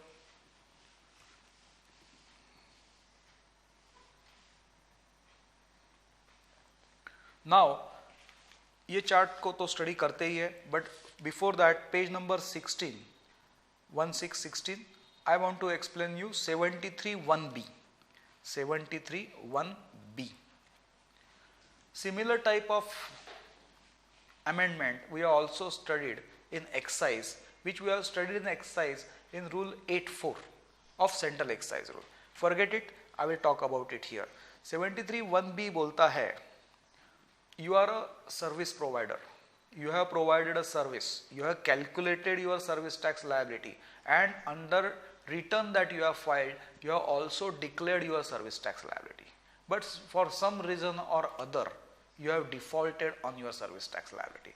Now, whether officer will have to issue you show cause notice, give opportunity of being heard, issue demand order, and still if you don't pay, then officer will proceed to section 87, which is coercive method of recovery. ये एक option है, या दूसरा option है self assess service tax liability which has been declared in the return if you have defaulted, officer will straight away proceed to section 87 and start coercive method of recovery proceedings against you, which is the correct answer.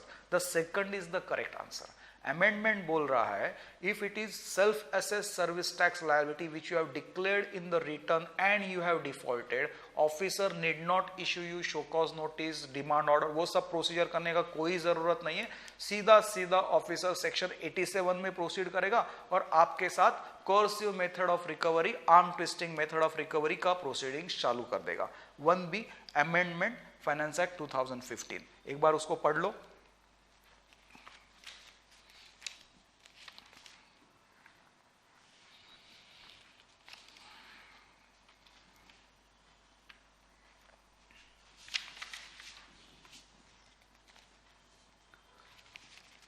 Then I also want to talk about page number 17. Page number 17 का ये portion जो है ये पहले आप relate करो। Page point 73(3) उसका proviso, explanation 1, explanation 2 और 73(4) ये पोर्शन को अभी मैं एक्सप्लेन कर रहा हूँ।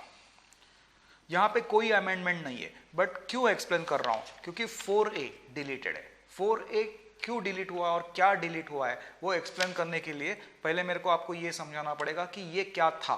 सो let us understand, I am trying to explain you 73(3) proviso, explanation 1, explanation 2 and 73(4). ये बोलता है you have paid service tax short reason is bona fide. Fortunately for you, show cause notice is not received. Officer has not issued you show cause notice. You have been paying service tax short for whatever reason, but reason was bona fide, and fortunately for you, yet you have not paid you have not been issued show cause notice. This is called as voluntary payment of service tax. What you can do, either based on your own ascertainment or by taking help of the officer, you can find out your service tax liability, add to that interest under section 75, and forthwith pay it to the government and intimate that thing to your officer. If that is true, this matter is settled, and officer now for these amounts cannot issue you show cause notice. This is called as voluntary payment of service tax liability, which is given by 73(3). यहाँ पे वो clearly बोलता है, if you are doing this, no penalty is payable. Clearly लिखा हुआ है, ये सब इंग्लिश अगर आप पढ़ो कि अगर एक voluntary payment of service tax liability in bona fide case है, and if you are paying service tax liability before issue of show cause notice and along with service tax you are also paying interest under section 75, then in your case no penalty is payable. और वो और एक बात आपको caution करता है, remember this scheme of voluntary payment before issue of show cause notice is not available for fraud cases. If you read 73(3) से लेके 73(4) तक का portion, this is what he has explained you. For your kind information, there was a scheme of voluntary payment in fraud cases also, which was given by 73(4)(a), which is on page number 18, which is omitted by Finance Act 2015. So examiner may check your knowledge on this, whether voluntary payment of service tax, whether this facility is also available in fraud cases. My answer is no. Amendment Finance Act 2015, voluntary payment which was given by 73(4)(a is now stands omitted. Please understand this.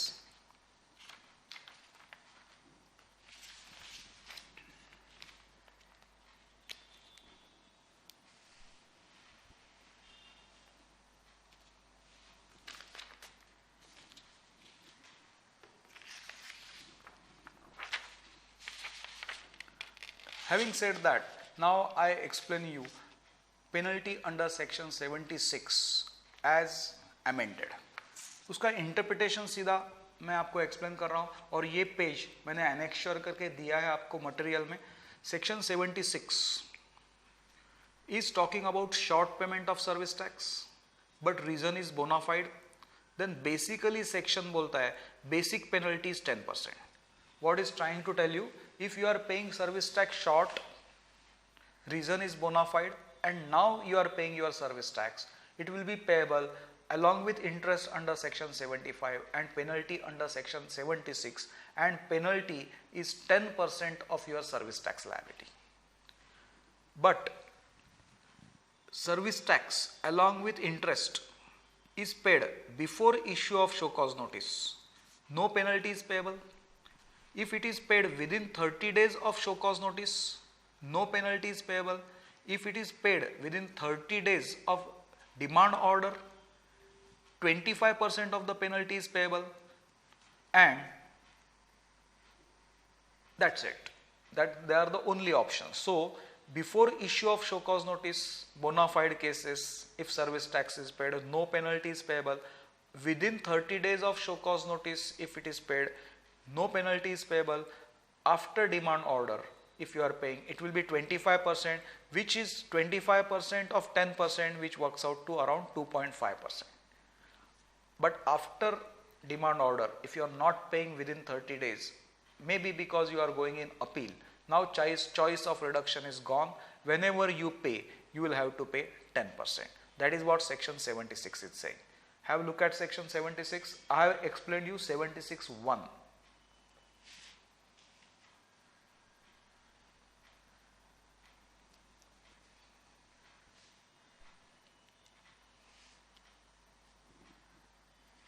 (76)(2) में क्या लिखा है मैं आपको explain करता हूं. उसके लिए मैं आपको एक एग्जांपल दे रहा हूं. एडजुडिकेटिंग ऑफिसर ने सर्विस टैक्स का डिमांड ऑर्डर दिया था. Demand order was 10 lakh rupees. As soon as demand order is received, if you would have paid service tax of 10 lakh rupees. Within 30 days if you are paying, as soon as you get demand order, within 30 days if you are paying, then you would have paid service tax of 10 lakh with interest calculated under section 75, and your penalty was reduced to 25%. So 10 lakh का penalty 10% मतलब 1 lakh, but choice of reduction is available, so you would have paid 25,000 as a penalty. एक बार repeat करता हूं. Adjudication order, demand order आ गया. Demand order will come under 73(2) and demand order says you have service tax liability of 10 lakh. If within 30 days of demand order, if you would have preferred to pay, choice of reduction was allowed. Just now we said that if within 30 days of receipt of demand order if you are paying, then your penalty is reduced to 25%. Penalty was, so service tax I will pay 10 lakh, interest calculated under section 75 I will pay, and I will pay only 25% of penalty. My service tax liability is 10 lakh. On that 1 lakh is my penalty at the rate of 10%. But choice of reduction is allowed. I am supposed to pay only 25% of the penalty. So it is 25,000 rupees.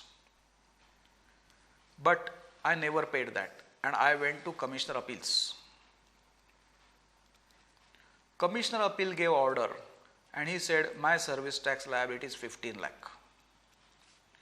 Now, having received Commissioner's order within 30 days, if I pay, matlab instead of going to CSTAT, as soon as Commissioner's Appeals order has been received, within 30 days, if I pay, what amount I will have to pay? Now I will have to pay 15 lakh rupees plus interest on 15 lakh rupees calculated under section 75, plus I will have to pay penalty.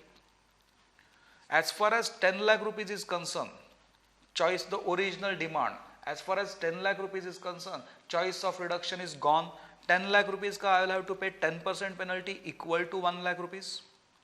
As far as new 5 lakh rupees is concerned, my penalty is 10%, but choice of reduction of 25% is allowed to me. At 50,000, it would have been 50, on 5 lakh rupees, penalty would have been 10%, 50,000 rupees. But instead of going to CSTAT, if I would have paid this, choice of reduction of 25% will become available on the new demand and I need to pay only 12,500. That is what is written in 76(2). Please read 76(1) and 76(2). 76(1) is this portion which I have explained you, and 76(2) is saying choice of reduction will become available only on additional amount. Read 76(2).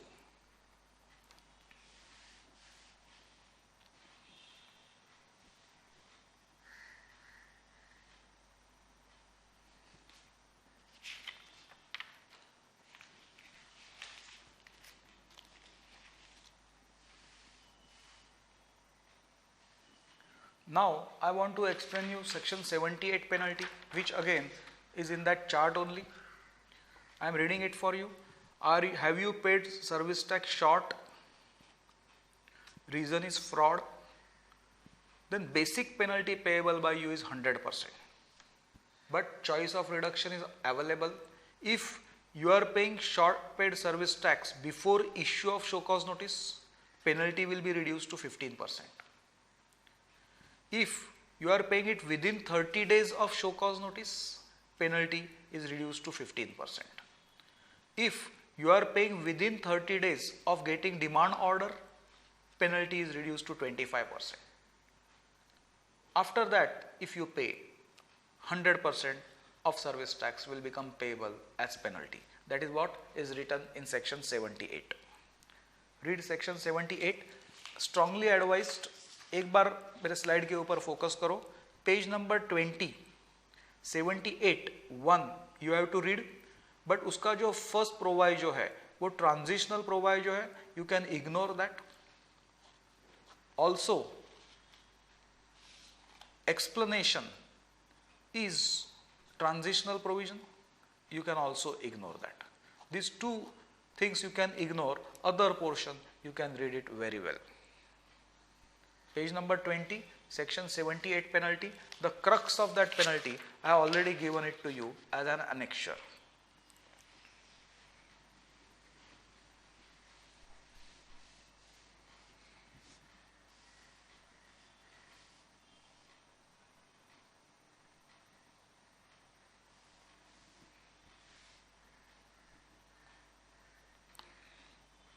Whenever you read and revise section 76, 78, along with also when you study penalties in excise under 11 AC, you will find there is a chaos created while using the word issue, serve, receipt of demand order.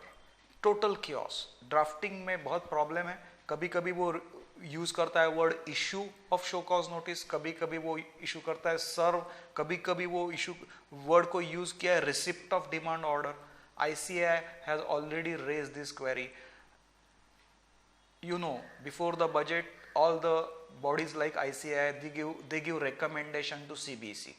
ICAI has already given the recommendation of alignment of these words, and take my word, in Finance Act 2016, these words will be rectified. Today, those words are creating chaotic situation. Examiner will not focus. You remember it as it is.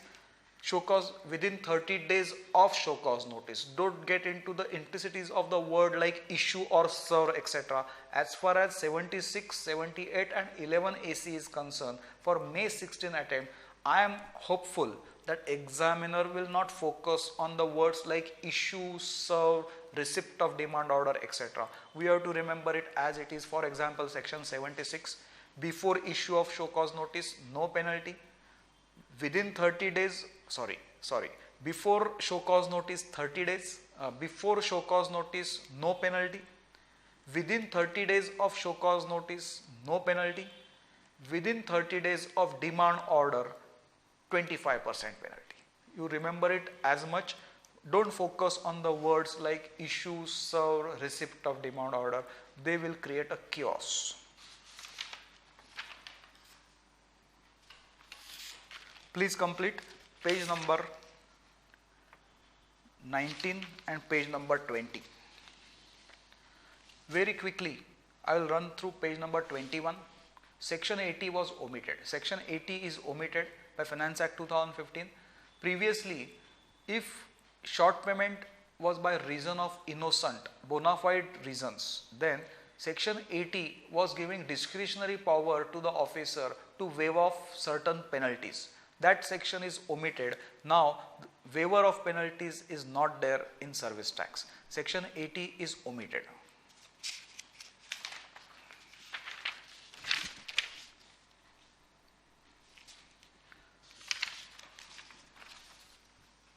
I am on page number 22. Section 86 has very important amendment, and it is one of the expected question for your examination. Let me explain you this. Normally appeal का movement कैसे होता है? First appeal is with commissioner appeals, second appeal is with CESTAT, third appeal is with High Court, and fourth appeal is with Supreme Court. If issue involved is regarding classification and valuation, high court is bypassed. That is what we have learned. But to this, in service tax, one more exception has been created. From commissioner appeals, your appeal directly will fall with central government. It is called as revision application. This normal appellate mode is bypassed.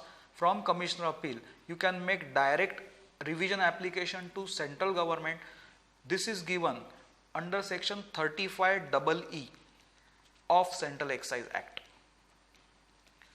This 35EE, the section of Central Excise Act, has been made as it is applicable to service tax by making amendment in section 86.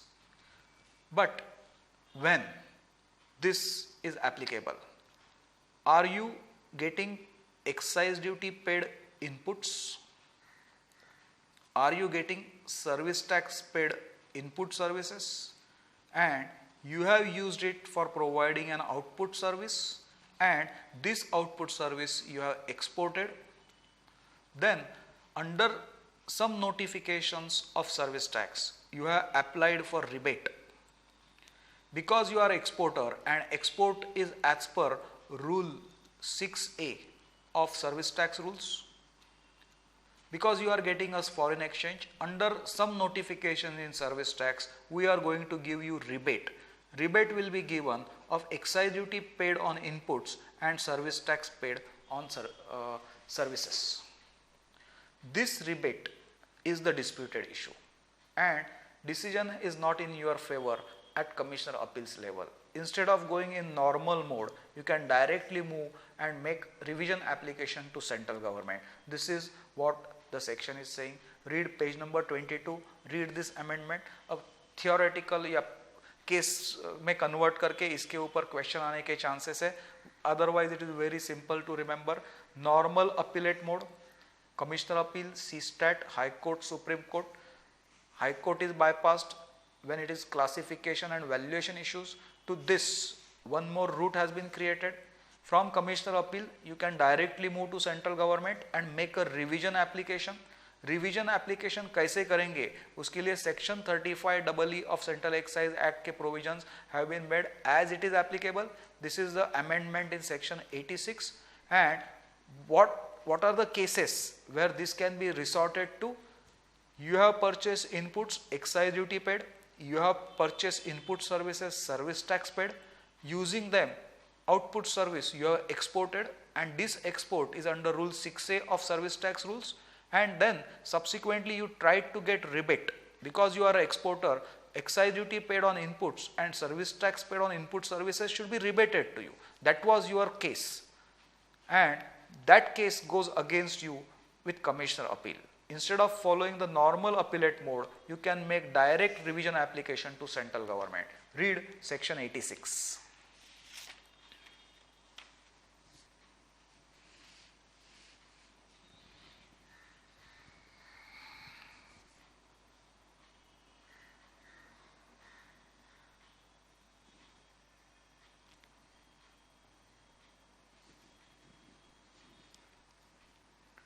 Page number 23 is also very important. We are expecting question on this also. First, you remember power to arrest. In service tax, power to arrest was given under section 91, and offences can be of two types. One is called as non-cognizable offence, which are bailable offences, and also there are offences which are cognizable offences, which are non-bailable offences. Prosecution proceeding should be started. Amount written limit was 50 lakh rupees. By circular number 101017 of 2015, that limit has been enhanced to 1 crore rupees. Normally, offences are given, as far as excise is concerned, it is given under section 9(1) of Central Excise Act. As far as service tax is concerned, those offences are given in section 89(1) of Finance Act 1994. If the offences are such where evasion of excise duty, evasion of service tax या misutilization, availment of Sinvat credit was above 50 lakh rupees, such offences where the offences where arrest and prosecution proceedings were to be started, that limit of 50 lakh rupees has been enhanced to 1 crore rupees. This is to optimally use the resources of excise of service tax and excise department. So circular here on page number 23, 101017 of 2015 says that that 50 lakh rupees limit has been enhanced to 1 crore rupees. Also, page number 24, a circular has been issued, which is step by step circular, which explains you how to, what is the procedure of arrest, what are the monetary limits, what is the sanctioning authority, and what is the procedure. One reading of this is solicited. एक बार आप page number 23 का circular complete करो, फिर एक बार साथ में page number 24 का circular भी पढ़ते हैं.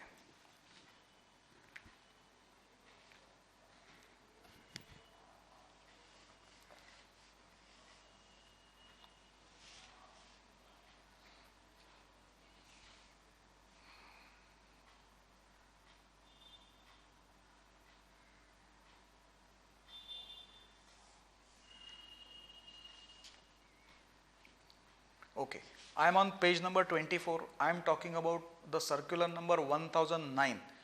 About it is talking about launching of prosecution under service tax and excise. First step, he says that monetary limit has been revised. इसका point number A देखो, monetary limit has been revised from 50 lakh rupees. I have already mentioned this to you, to augment the resources of excise and department, service tax department for optimum utilization. Limit of 50 lakh rupees has been enhanced to 1 crore rupees. That is point number A. But is this limit across or there are some exceptions? वहाँ पे वो लिखता है कि habitual offender अगर आप हो तो ये 1 करोड़ का लिमिट आपको एप्लीकेबल नहीं होगा. Habitual offender कौन है? What is the definition of that? If you have done more than 3 offenses in last 5 years, where total of all those offenses put together is more than 1 crore rupees, we can call you habitual evaders. एक बार repeat करता हूँ. Total 3 or more cases have been raised against you in the last 5 years, and total of all those offenses put together is more than 1 crore rupees. I can call you habitual offender, and then that limit of 1 crore rupees is not applicable. Even for lesser amount, the prosecution proceedings can be started. So first he said monetary limit, then he said what is the treatment for habitual evaders and what do you mean by habitual evaders. Then he has said who is the sanctioning authority. It is Principal Chief Commissioner of Central Excise, Chief Commissioner of Central Excise, etc. Who is the authority to sanction the prosecution and cases when prosecution would not be filed. What is trying to say here, see, prosecution department takes away your freedom, and freedom is most important thing. We are a democratic country, anything for freedom. So prosecution proceedings should be used sparingly. Generally theme will be prosecution proceedings will be used sparingly.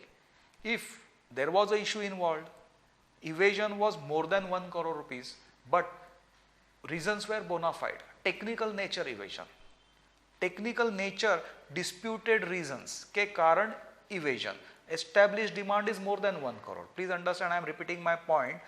The dispute was because of technical reasons, debatable issues, 2 opinions are possible, duty involved is established, amount is more than 1 crore. Prosecution should not be enforced. It was deceit has to be there. Idea of evading service tax was there. It was by fraud method, collusion, misrepresentation, perfect case for prosecution. यहाँ पे वो लिखता है cases when prosecution would not be filed. You can read that carefully. Also, if you want to start prosecution, there should be adequate evidence available with the department. There has to be adequate evidence to prove that deceit was there, fraud was there, then only prosecution. These are the points which have been discussed in this notification. Because it is latest notification, one good study of this is required. Examiner may like to ask you question on this.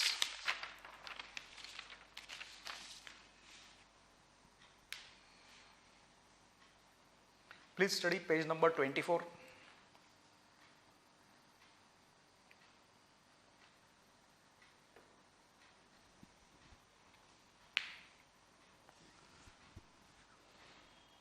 Now, I am on page number 25.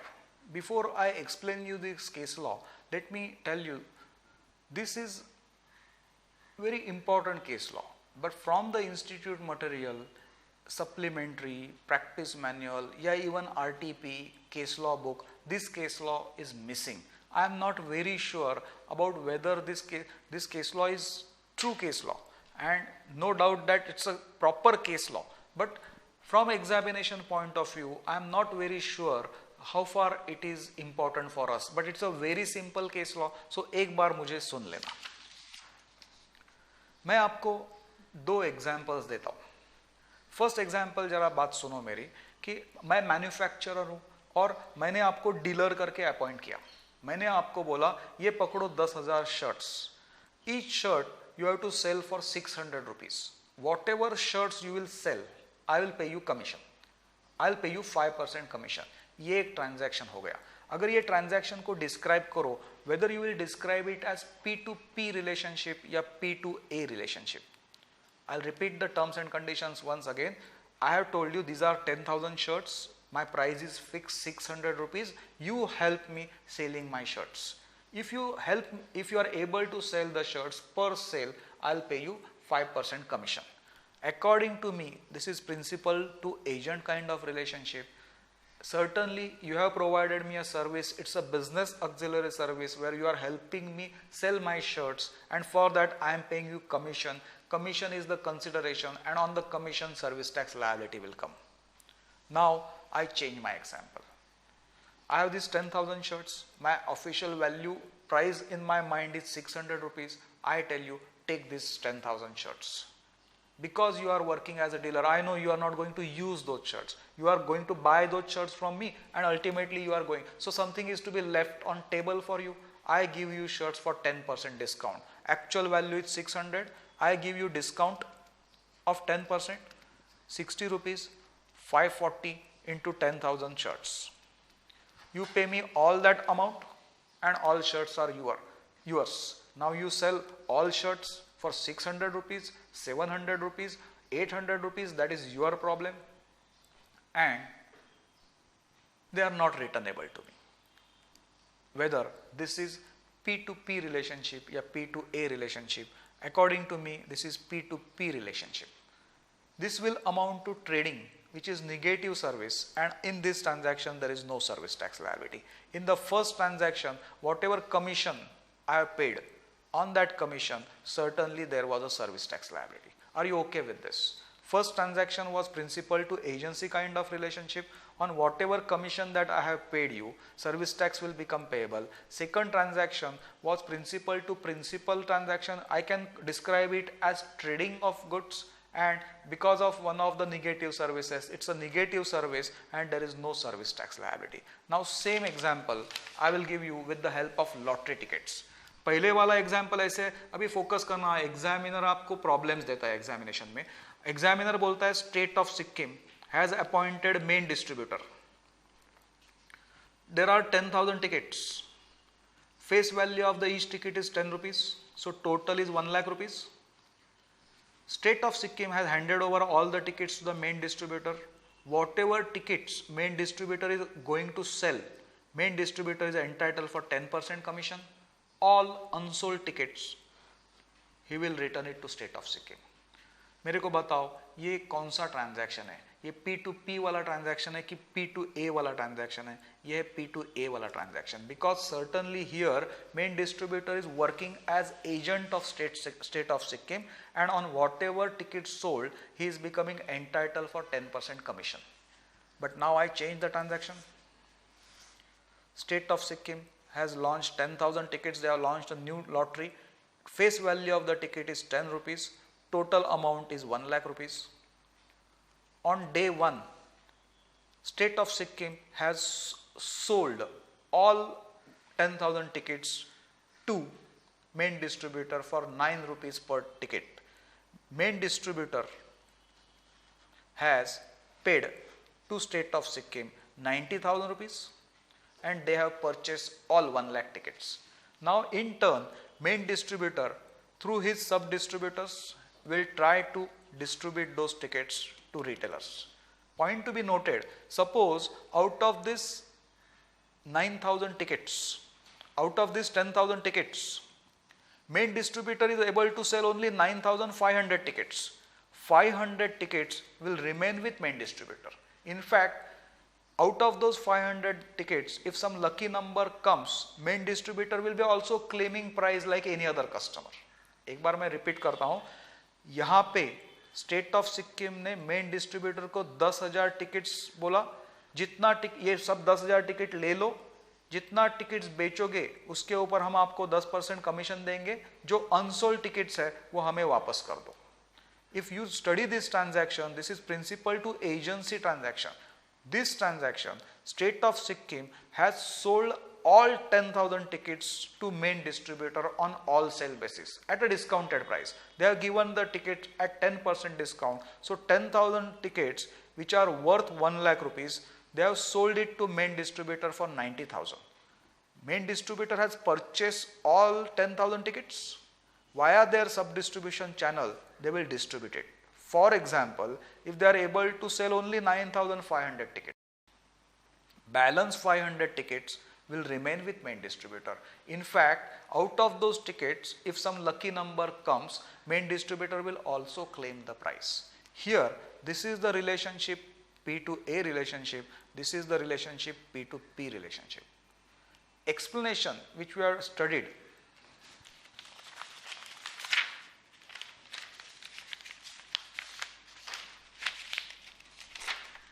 on page number 2 is applicable here.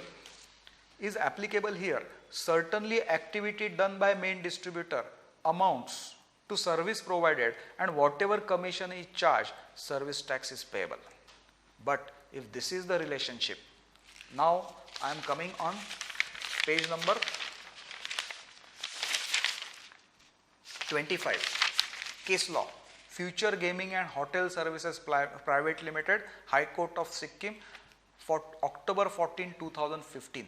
This is the latest case law which has come even after the amendment by Finance Act. Court says nothing has changed if this is the relationship, because there is no service provided. This is nothing but trading, which is a negative service, and there is no service tax liability. SAC department said, is there service tax liability because of 67C?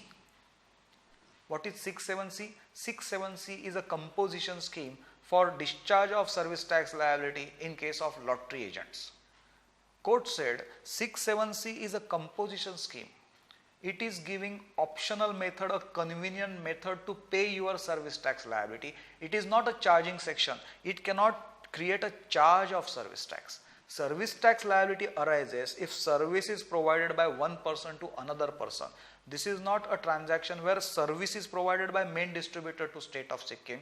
In fact, this is principal to principal basis activity of trading in tickets, which is excluded because of negative service section 66D. Trading is a negative service, and in this transaction, irrespective of the amendment, still there is no service tax liability. Have a look at page number 25, Future Gaming and Hotel Services Private Limited, a High Court of Sikkim case law. But point I have already made, it is not getting reflected in any of our institute material, so may not be, this may not be part of our syllabus. These are the amendments important for service tax. Now we start with amendments in excise. I am on page 1 of excise material. First is circular number 1006/13 of 2015, dated 21st September 2015. If you remember, under section 37B of Central Excise Act, order, instructions, directions are issued. Whenever there are some issues where CBC wants to achieve uniformity on classification of excisable goods or on levy of excise duty, CBC may issue order, instruction, directions. Once order, instruction, directions are issued, all the officers should observe and follow it. No such order, instruction, direction be issued so as to do a particular assessment in a particular way, or so as to interfere with discretionary power of Commissioner Appeal. That is section 37B, as we have studied. Now, issue under consideration here. Suppose some order, instruction, direction is issued and it is in force, but subsequently on the same issue, Supreme Court or High Court has given the decision and both contradict each other. So, conclusion of order, instruction, direction and conclusion of Supreme Court decision, they are contradicting. Then in that case, whether order, instruction, direction will be valid or not, or moment a contradictory decision comes from Supreme Court, such a order, instruction, direction will cease to valid.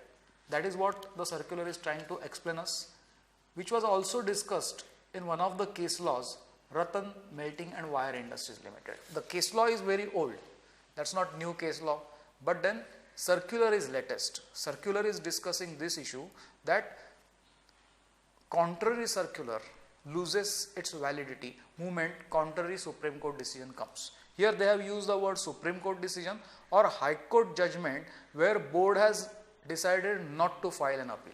Please try to understand, if it is a High Court decision and department is not satisfied with the High Court decision and department has decided to proceed to Supreme Court, then that High Court decision we are not talking about. But some High Court decision has come which department has accepted and department has decided not to go in appeal to Supreme Court. If that kind of High Court decision is there or a Supreme Court decision is there which is giving contrary view to the view given in order instruction direction, moment such decision comes, order instruction direction loses its validity. As a natural phenomena, actually CBC should withdraw such order instruction direction. But suppose they have not withdrawn, still it loses its validity. That is what the page is trying to explain us. Because it is such a latest circular, you may have question in the examination based on this. That is page number 1 of excise amendment material.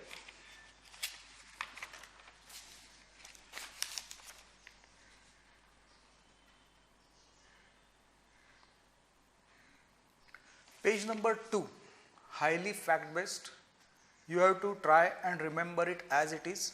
If at all question comes based on this, it is going to be classification kind of question where case study will be given to you, but the conclusion of this is very simple.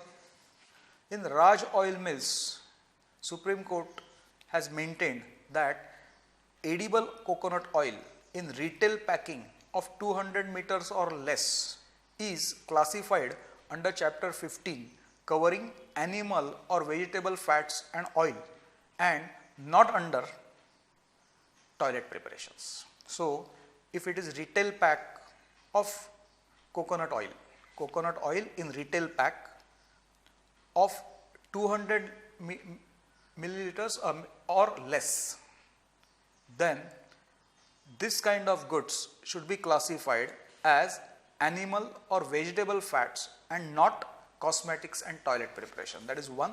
So, pure fact based. Second, edible coconut oil packed in retail packs of 50 ml or 100 ml or 200 ml or 500 ml would be classified as coconut oil under heading 1513 and not as hair oil under heading 3305. So, again here also the classification will be as animal or vegetable fats and oil and not as hair oil.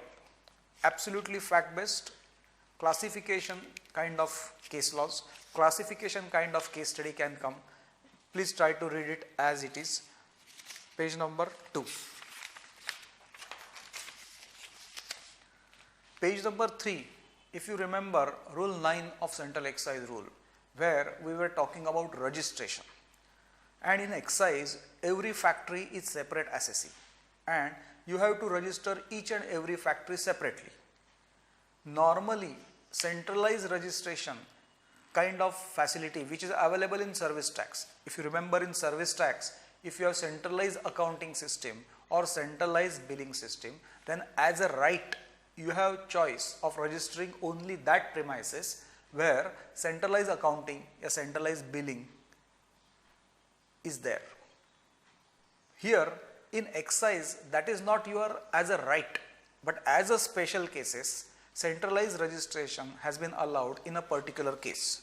This is given by notification number 17 of 2015 dated 8th June 2015. Are you manufacturer of aluminum roofing panels and there are several premises from where you are manufacturing it, then subject to certain conditions and subject to the most important condition that you have centralized accounting system or centralized billing system, you need not all the separate premises where you are manufacturing it, but you can register only that premises where your centralized accounting system or your centralized billing system is located. Normally in service tax, this is as a birthright. Here it is given as special case to case basis. Point to be noted, because it is belonging to the period which amendments are applicable to us, because this notification was issued between that period, it becomes important for us. Otherwise, after our attempt, I think this will become redundant, but for our attempt, because it belongs to that period, it is important for us. Conclusion: are you manufacturing aluminum roofing panels subject to fulfillment of certain conditions, including the most important condition of having centralized accounting system and centralized billing system? You have an option of doing one single registration. That is given on page number 3.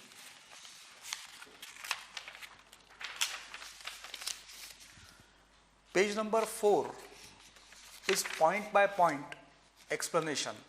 If you remember rule 11 of central excise rule, there is an amendment now. Even central excise invoice under rule 11 can be issued electronically, digitally signed. So what are the conditions for digital signature? Step by step is given on this page. I think it's pure theory. Please read it once as a homework. Page 4 is about digital signature and criterias and steps to be undertaken and conditions to be undertaken by the assessee for having digital signature. That is page 4. Page number 5. If you remember export procedure, as far as export procedure is concerned,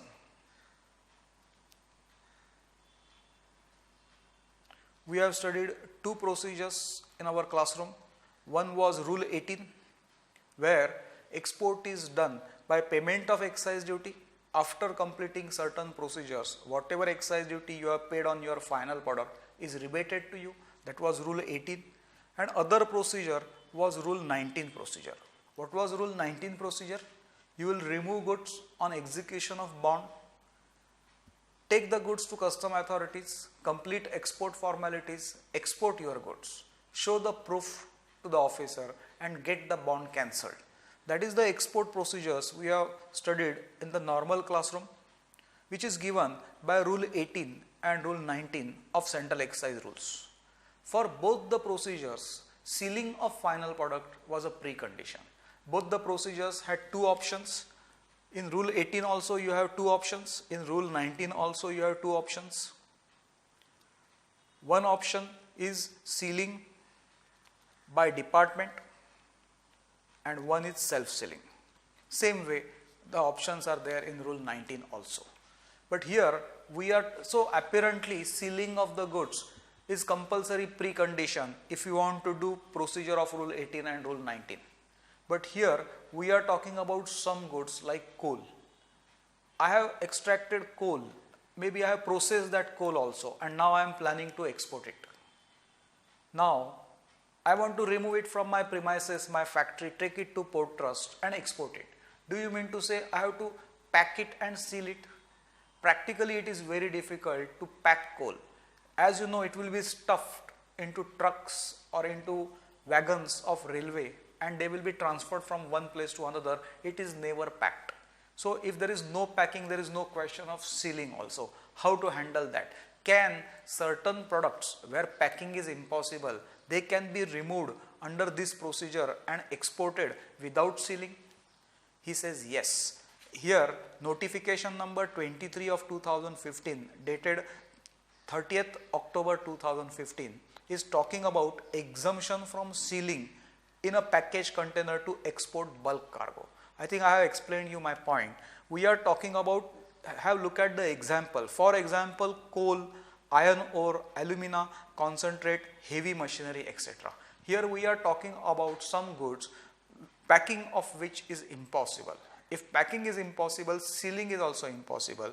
Then such kind of goods specifically exempted from sealing procedures for the purpose of export. That is what the page number 5 is explaining. Have a look at it.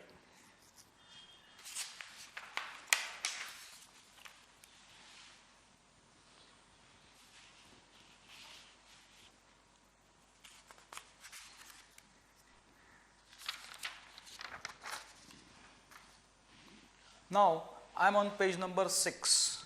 Here there are some amendments which are amendments to Rule 37B. Rule 37 we were rather learning what is one-to-one correlation. For example, whether credit of basic excise duty, can it be used for discharging your service tax liability? Whether credit of basic excise duty, can it be used for paying your education cess liability? That is called as one-to-one correlation, and that we have learnt in Rule 37. Over above that, before we study these provisos, we have to try and remember what we have already learnt. We have learnt that SINVAT credit of education cess of excise duty can be used either for discharging liability of education cess of excise or for discharging liability of education cess of service tax. Also we have learnt that SINVAT credit of SHEC, which is paid on excise, can be used either for SHEC of excise or SHEC of service tax. Also we have learnt that EC paid on service tax can be used for paying EC liability of excisable goods or EC liability of service tax. Also we have learnt that SHEC, which is paid on service tax, of which you have availed SINVAT credit, such SINVAT credit can be used for SHEC liability of excise or SHEC liability of service tax. With this, also we know and we remember that effective 1/3/2015 excise duty के ऊपर का EC and SHEC has been exempted. Also we know effective 1/6/2015 service tax के ऊपर का EC and SHEC has been exempted. Before we understand these provisions, this is what you are supposed to remember. Have a look at it, please.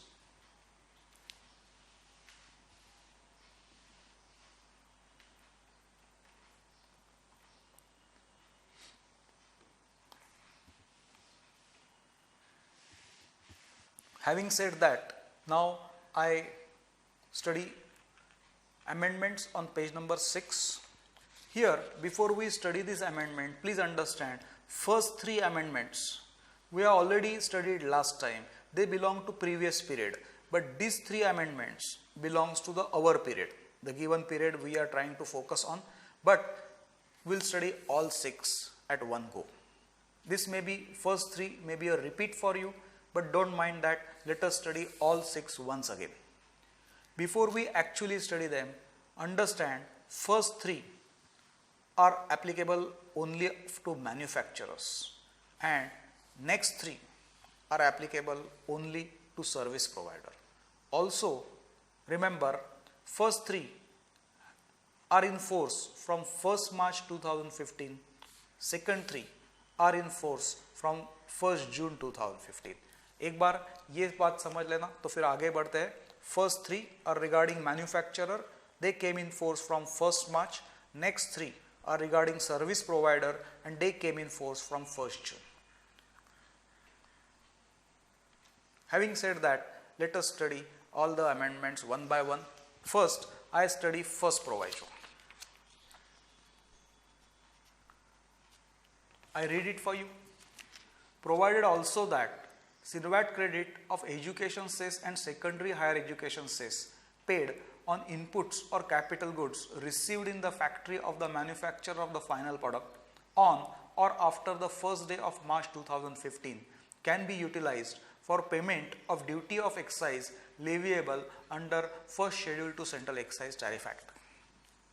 For example, this is manufacturer 1.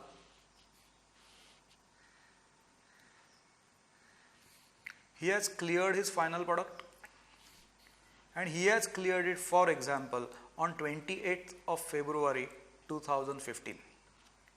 As you know, on 20th of February, EC and SHEC was applicable. So when he cleared his goods, look at his invoice, selling price, excise duty, EC and SHEC. On 20th of February, he manufactured his final product and removed it from his factory and dispatched it to his buyer. His buyer is manufacturer 2.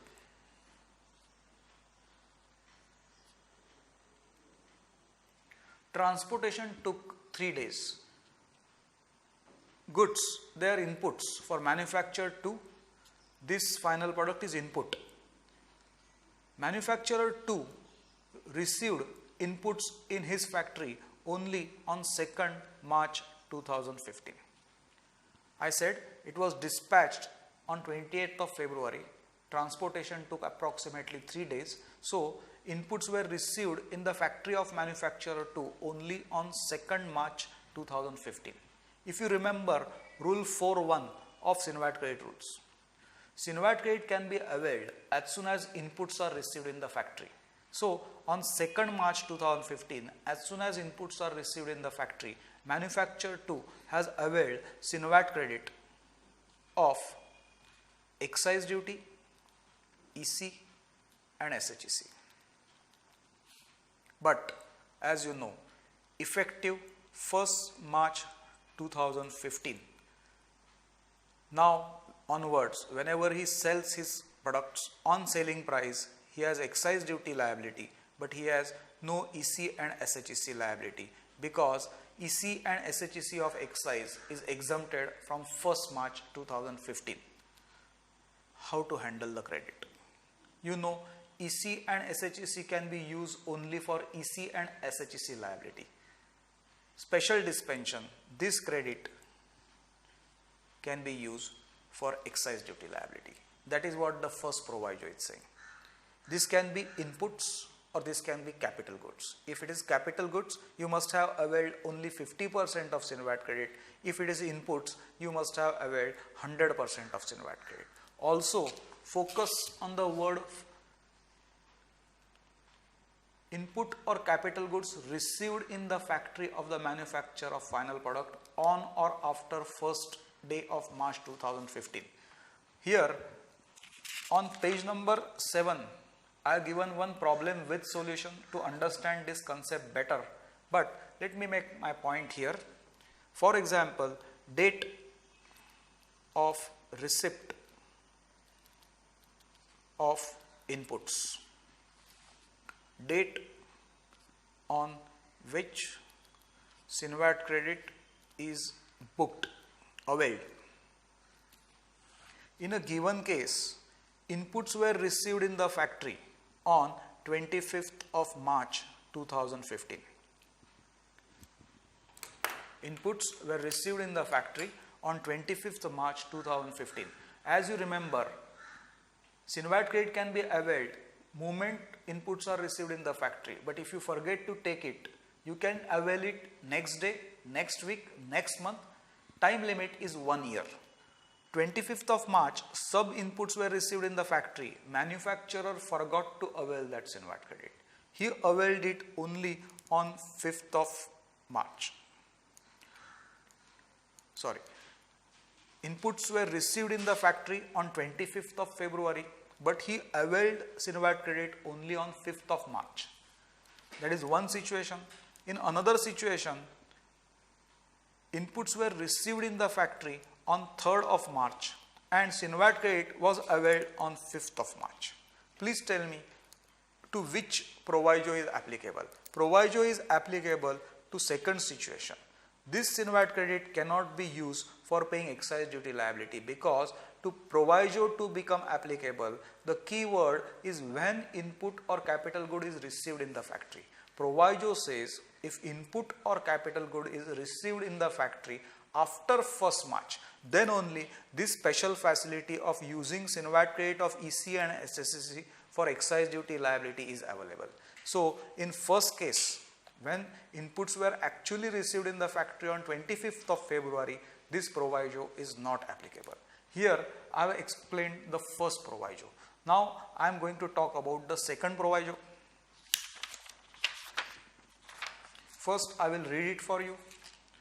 Provided also that credit of balance 50% of education cess and secondary and higher education cess paid on capital goods received in the factory of the manufacturer of the final product in the financial year 2014-15 can be utilized for payment of duty of excise specified in first schedule to Excise Tariff Act. Manufacturer 1 has sold capital goods. Selling price, excise duty, EC, SHEC. This is capital goods. Manufacturer 2 received the capital goods. We are talking about the period 1st April 2014 to 31st March 2015. I'll repeat. Some capital good has been received by manufacturer 2 in his factory between this period. Period is 1/4/2014 to 31st March 2015. As soon as capital goods are received in the factory under Rule 4.2 of Sinvat credit rules, Sinvat credit will become available of 50%. So, this manufacturer 2 must have booked Sinvat credit of 50% excise duty, 50% education cess and 50% secondary and higher education cess. As you remember, balance Sinvat credit will become available in the next financial year. Next financial year starts on 1st April 2015. Suppose he has availed it on the same day, first day of the next financial year. On the first day of the next financial year, he will avail balance Sinvat credit 50% of excise duty, 50% of education cess, 50% of secondary and higher education cess. But as you know, effective 1st March 2015, this manufacturer now on his selling price will be paying excise duty, but EC and SHEC has been exempted. As you remember, 1st March 2015 onwards, EC and SHEC on excise duty has been exempted. So, what to do with this Sinvat credit? Normally, EC credit can be used only for EC liability, SHEC credit can be used only for SHEC liability, but as a special case, proviso says this can be used for your excise duty liability. That is the second proviso. Please study second proviso.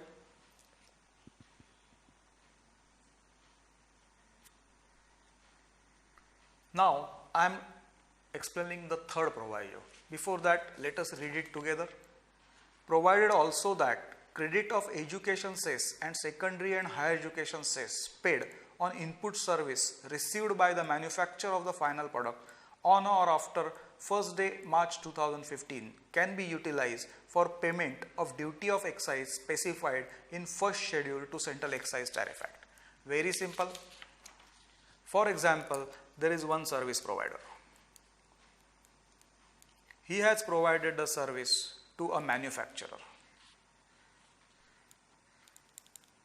Service is provided on 10th of March 2015.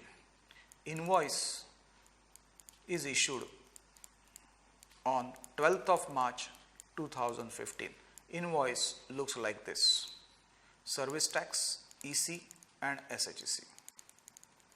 As you remember, EC and SHEC on service tax become exempt from 1st June. So, on 12th of March, EC and SHEC was payable on service tax. He prepared the invoice and sent it by courier. Courier took 2 days. Courier was received by manufacturer on 14/3/2015. If you remember Rule 4.7 of Sinvat credit rules, Sinvat credit of service tax can be taken as soon as invoice is received.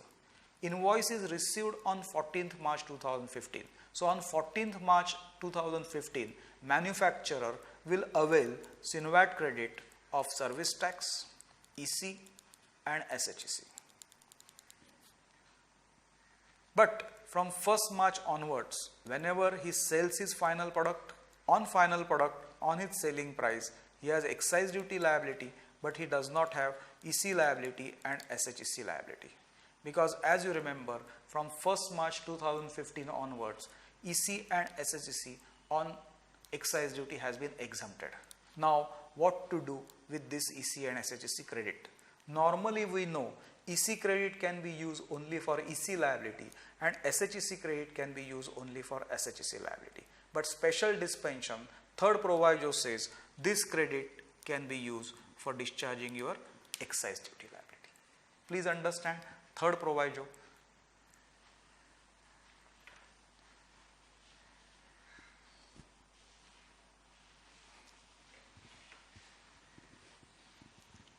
Okay, now I am reading the fourth proviso. First I will read it for you. Provided also that, now we are talking about these provisos are only for service providers. Provided also that credit of education cess and secondary and higher education cess paid on input or capital goods received in the premises or the provider of output service on or after the first day of June 2015 can be utilized for payment of service tax on any output service. Let me give you one example. Manufacturer 1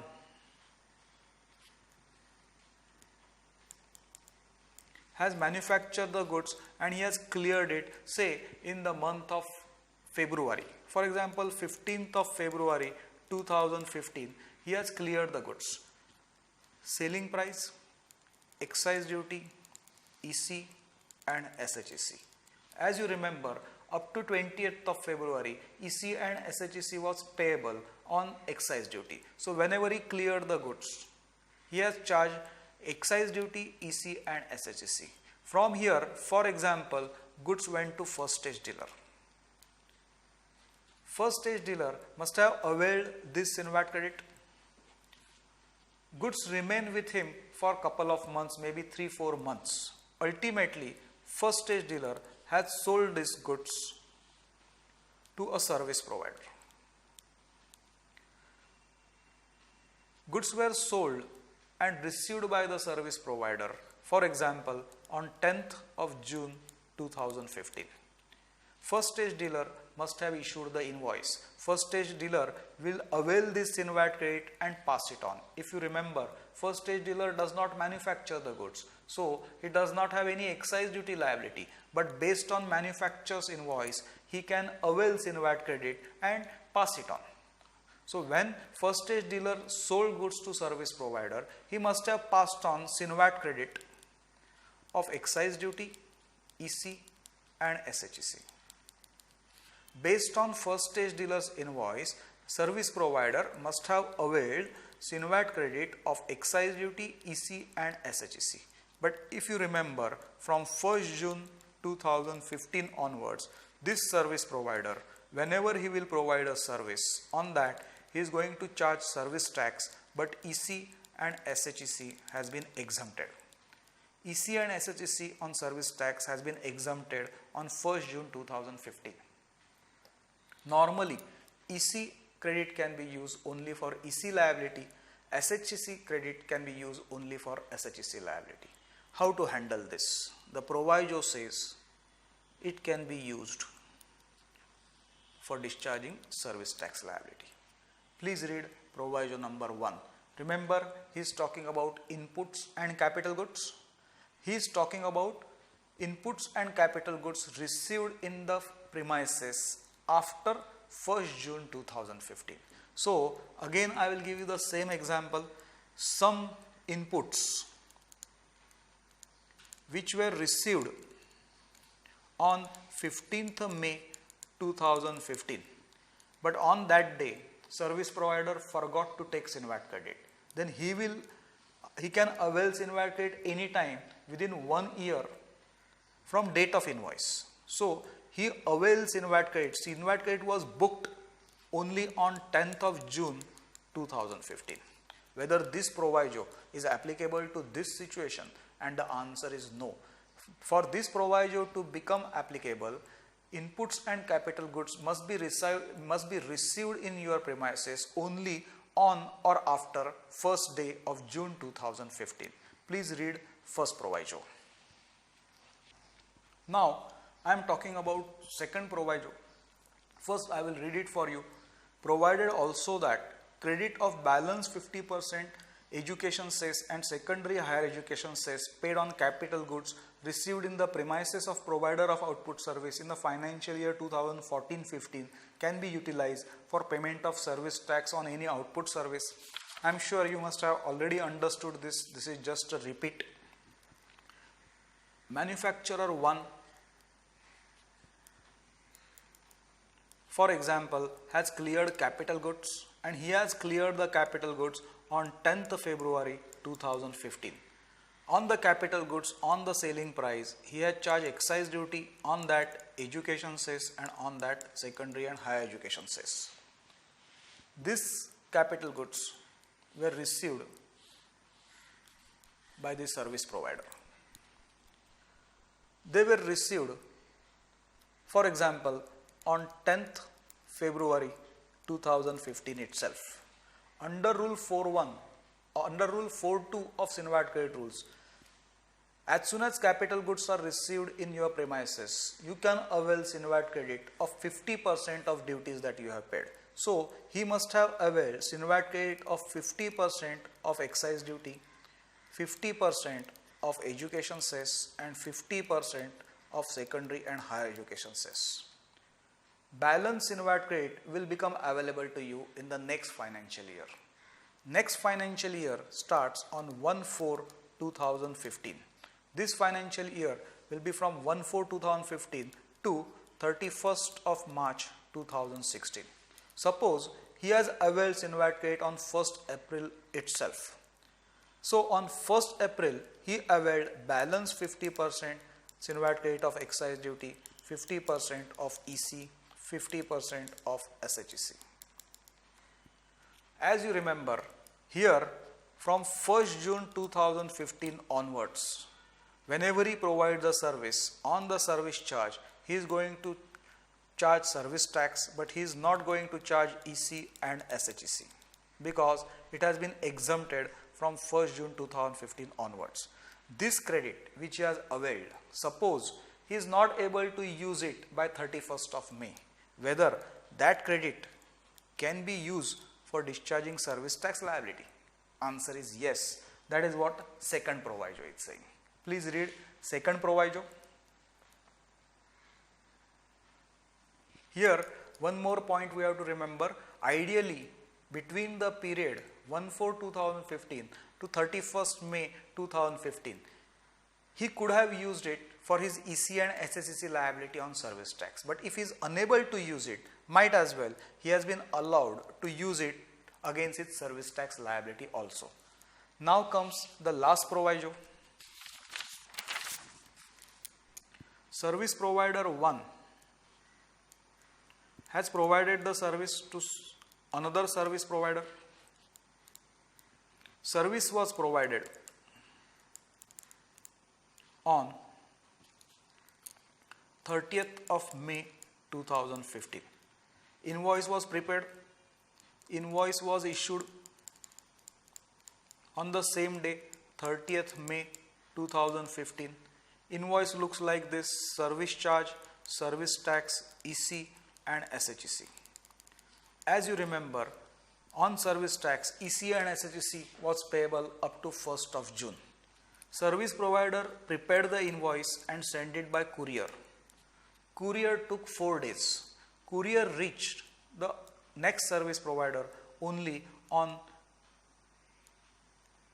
3rd June 2015. I'll repeat, invoice was prepared on 30th May and it was dispatched by courier. Courier took approximately 3-4 days and invoice was received only on 3rd June. Under 4.7, Sinvat credit becomes available as soon as invoice is received. So under 4.7, this service provider will take Sinvat credit of service tax, EC and SHEC, and he will be able to take it on 3rd June 2015. But as you know, effective 1st June 2015, whenever this service provider will provide service on the service charge, he will charge service tax but he will not charge EC and SHEC because it is exempted. So what to do with this credit? Special provision, proviso says you can use it for discharging your service tax liability. Please complete study of page number 6. Now we have completed all the provisos. Based on this, some kind of mathematical question I am expecting in the examination. Please understand, these are transitional provisions. This is very important for May attempt. From next attempt onward, this will become redundant. This is the first and last chance for the examiner to ask question on this page. So may he ask a mathematical question. What kind of question is expected? I have given it on page number 7. Please go through that. I have already provided you with the solution.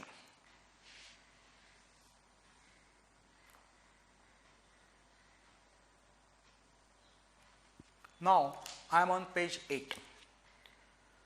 Very small technical amendment. If you know, if you are not maintaining, we are talking about a person. For example, we are talking about a person who is manufacturing FP1. FP1 is dutiable. He is also manufacturing FP2. FP2 is exempt. He is providing output service 1, which is taxable, and he is providing output service 2, which is exempt. And he is getting so many inputs, excise duty paid. He is getting so many input services which are service tax paid. Actually, he should have maintained separate books of account, which is option given by 6.2. 6.2 says you should maintain separate books of account and take SINVAT credit only of input and input services which have been used for FP1 and OS1, and not avail SINVAT credit of inputs and input services which have been used for FP2 and OS2. But without maintaining separate books of account, this manufacturer has taken across all SINVAT credit. Now you have one more option, and that option is given by 631. 631 says whenever you remove FP2 on value of FP2, you should pay 6%. Actually they are exempt goods, but because you have availed some wrong SINVAT credit, you pay 6% on value of FP2. And whenever you provide OS2 on value of OS2, now you pay. Service tax rate has been changed from 12 to 14. So liability under 631 for exempt services has been changed from 6% to 7%. That is the amendment which I have given on page number 8.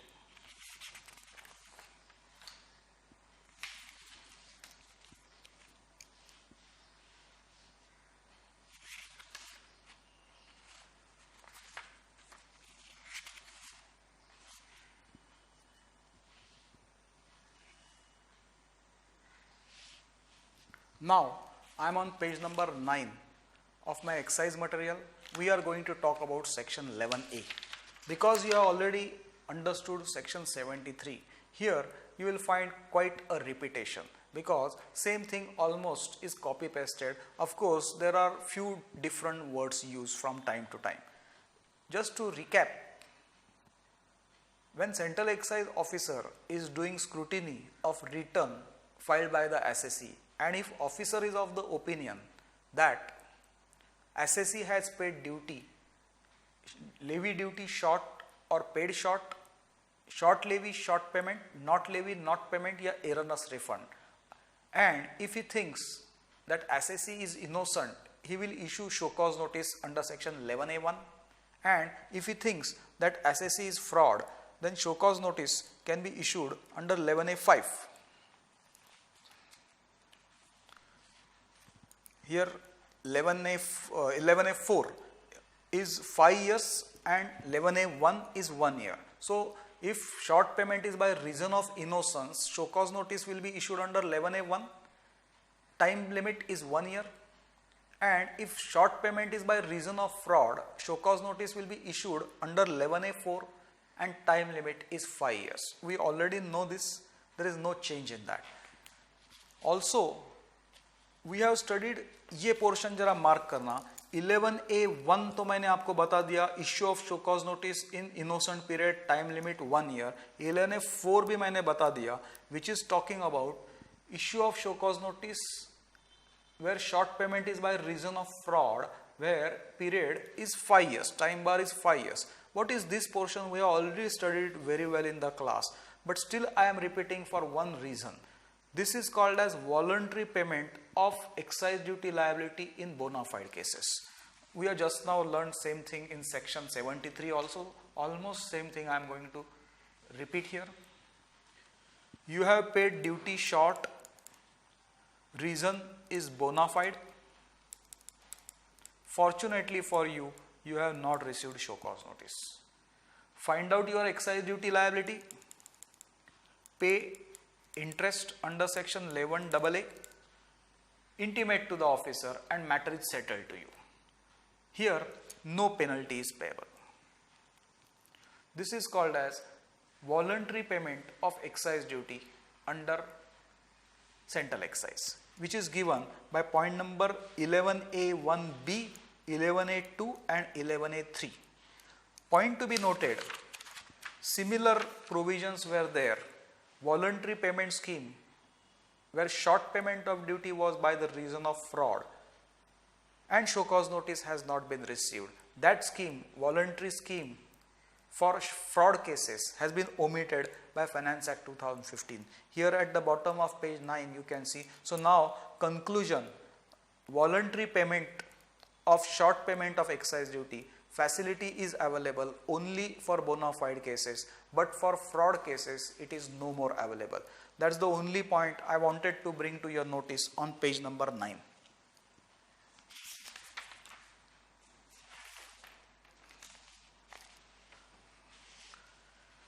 Page number 10, 11A16, we are almost expert of this. Section 73 में भी हमने same provision पढ़ा था.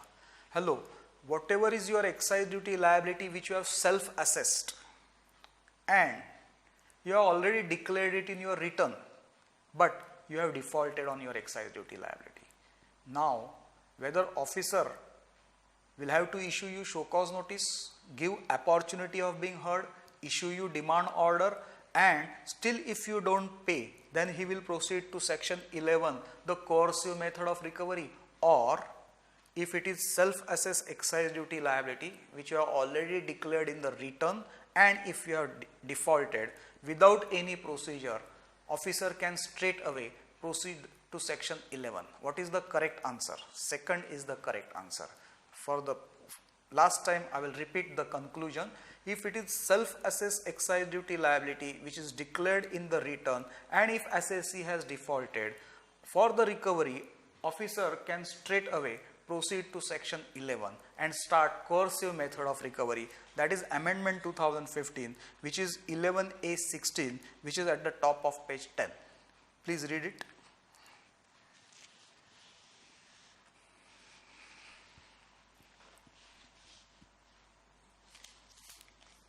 Also, relevant dates, there is one amendment. You can see page number 10, item number 6 in relevant date. What is the relevant date for interest? In the case where only interest is to be recovered, the date of payment of duty to which such interest relates is the relevant date. That's a new insertion. Explanation 2, which is at the bottom of this page, is transitional provision. You can ignore it. I am saying page number 10, bottom of the page, explanation 2 is a transitional provision. Safely you can ignore it.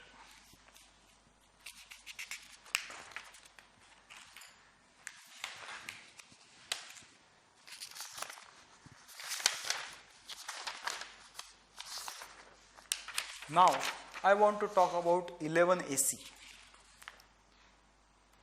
First, let me tell you what is the portion which is transitional provision, which you can safely ignore. If you are on page number 11 of my amendment material, 11AC 1A, B, C, उसके नीचे जो proviso है ये transitional provision है, आप उसको ignore कर सकते हो. ऑल्सो पेज नंबर 12, एक्सप्लेनेशन 1, ये जो पूरा पोर्शन है आप इसको इग्नोर कर सकते हो. ये ट्रांजिशनल प्रोविजन है. अदर देन दिस 11AC में क्या लिखा है? Actually it is just a repeat of what we have learnt in section 76 and 78. I will explain. Section 11AC, you have done short payment of excise duty, but the reason is bona fide. Basic penalty is rupees 5,000 or 10% of duty, whichever is higher. एक बार repeat करता हूँ. It is short payment of, I have already given this paper to you as annexure, and I think the paper page number is 13, page number 13. I have already given this as annexure to you. एक बार पढ़ते हैं साथ में. Section 11AC, it is short payment of excise duty, reason is bona fide. Then basic penalty is rupees 5,000 or 10%, whichever is higher. Little different from what we have learnt in section 76. 76 it was only saying 10%, here it is 5,000 or 10%, whichever is higher. But if you have paid duty and interest before show cause notice, no penalty is payable. If you have paid it within 30 days of show cause notice, no penalty is payable. But if you have paid within 30 days of demand order, your penalty is restricted to 20%, subject to condition that you have paid penalty also. 11AC second part, you have paid duty short, reason is fraud, then basic penalty is 100% of the duty, but there is a chance of reduction. If you have paid before show cause notice, your penalty is reduced to 15%. If you have paid within 30 days of show cause notice, your penalty is reduced to 15%. If you have paid within 30 days of section 11AC, I will repeat once again the second portion. Here the short payment of excise duty, reason is fraud, basic penalty is 100%, but if you have paid duty and interest along with the penalty, and it is paid before issue of show cause notice, before show cause notice, penalty is reduced to 15%. If it is paid within 30 days of show cause notice, it is reduced to 15%. And if it is paid within 30 days of demand order, it is reduced to 25%. In all other cases, penalty payable will be 100%. Again, here also, the words issue, serve, date of communication, little messed up words they have used. As I already said in section 76 and 78, we are expecting this will be amended, this will be corrected, it will be made symmetrical and all the sections. That amendment is expected in the coming budget. So examiner will not touch you on words like issue, serve, receipt of demand order. We have to understand, for example, 11AC for fraud. Basic penalty is 100%, but before show cause notice, if you have paid duty, interest and penalty, your penalty is reduced to 15%. If you have paid duty, interest and penalty within 30 days of show cause notice, your penalty is reduced to 15%. If you have paid duty, interest and penalty within 30 days of demand order, your penalty is reduced to 25%. Otherwise, normally penalty will be 100%. Please understand that is 11AC. And with that, I have completed excise material. Now, we will start with customs.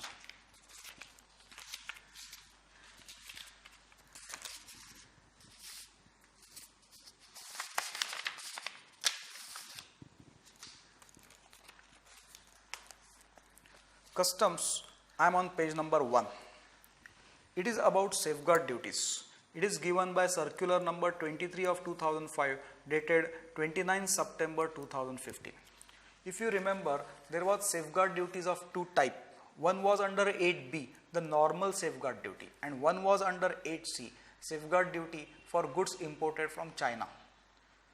The question is, I imported some goods and they have attracted safeguard duty, and I have also paid that safeguard duty.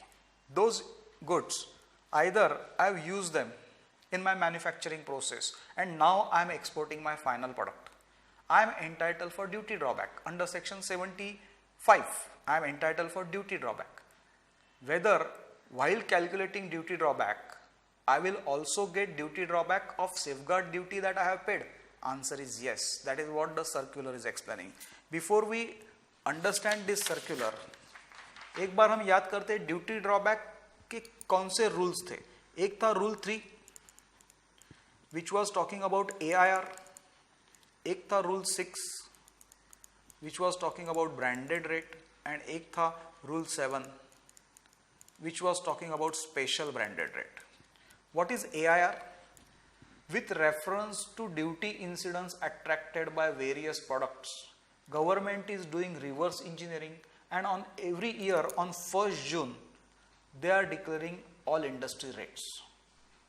All industry rates may not have direct nexus or direct one-to-one correlation with actual duty incidents. They are based on reverse mathematic general trend in the industry. So that was AIR. What is BR, branded rate? I have exported some product and to my surprise, my goods are missing in AIR. My goods are not covered in all industry rates. I am not entitled for any duty drawback as per rule 3 because my goods are missing in the list of AIR list. Do you mean to say I will not get any duty drawback? No. I will make special application to commissioner. Commissioner will visit my factory. He will have reference to my engineering. He will do reverse mathematics. He will understand reverse engineering. He will determine actual duty incidents that my product attracts, and he will allow me as duty drawback. That is branded rate. एक बार समझ लेना, branded rate में commissioner का involvement हो जाएगा. With actual reference to my manufacturing processes, special rate will be worked out for me. That was branded rate.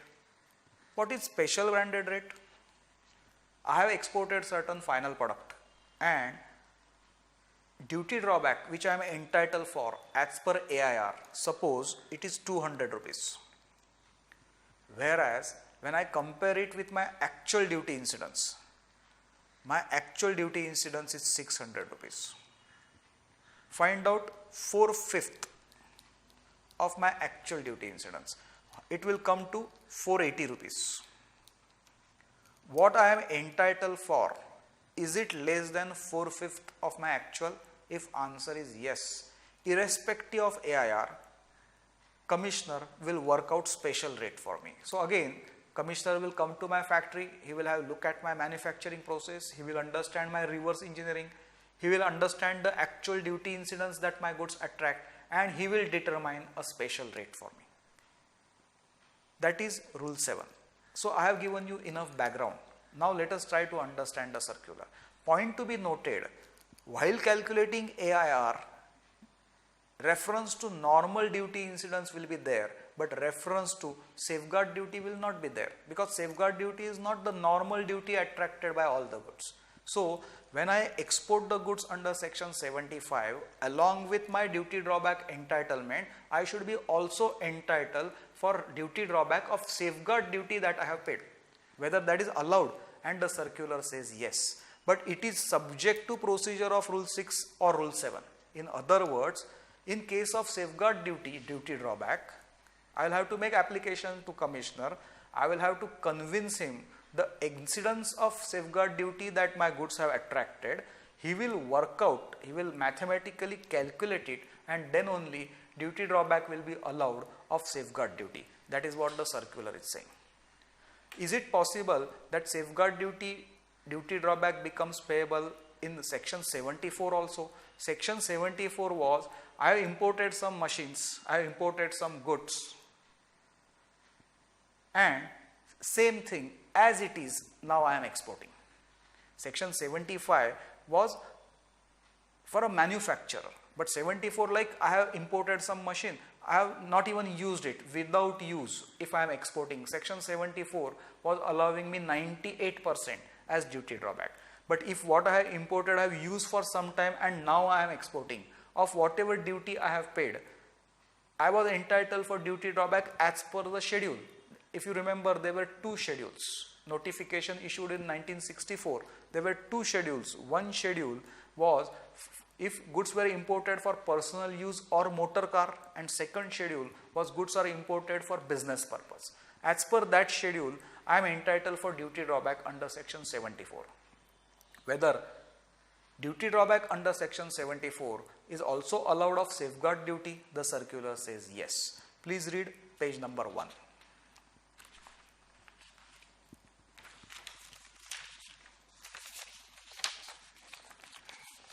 Now here in customs also, in penalty sections, there are amendments, but fortunately for you it is very easy to understand. If you have understood 11A in excise, which was nothing but issue of show cause notice, उसका parallel section है customs में section 28, issue of show cause notice where duty paid short, not paid, etc. If it is interest, if you remember 11AA 18% interest, similar section 28AA. If penalty in excise, whether it is bona fide or mala fide, both is written in 11AC. For example, for service tax there were different sections. Same in customs there are different sections, but they are replica of excise. For example, if it is bona fide short payment in customs, 112 is attracted if it is import and 114 is attracted if it is export. What must have been written there in that section? Same as what is written in excise for 11AC for bona fide. 11AC bona fide के लिए excise में क्या लिखा था? Short payment of duty, reason bona fide, before show cause notice no penalty, within 30 days of show cause notice no penalty, within 30 days of demand order penalty equal to 2.5%, normally penalty is 10%. Same thing you will find in 112 and 114. 11AC malified cases, fraud cases, क्या लिखा था अगर आपको याद है? If short payment is by reason of fraud, then in excise duty is payable, interest is payable, and penalty is equal to 100% of excise duty. But if you have paid excise duty before issue of show cause notice, penalty is reduced to 15%. If you are paying duty within 30 days of show cause notice, then also penalty is reduced to 15%. If you are paying within 30 days of demand order, penalty is reduced to 25%. In all other cases, penalty is payable equal to 100%. If you have understood this, then you have understood 114A. Still, if you want to check and read it, that is the portion which I have given on page number 3, page number 4 and page number 5, page number 6, page number 7 and page number 8. But strongly advise that if you have understood all the sections of excise, this is copy paste of that word to word, minor differences but not relevant for the examination. So please study everything up to page number 8.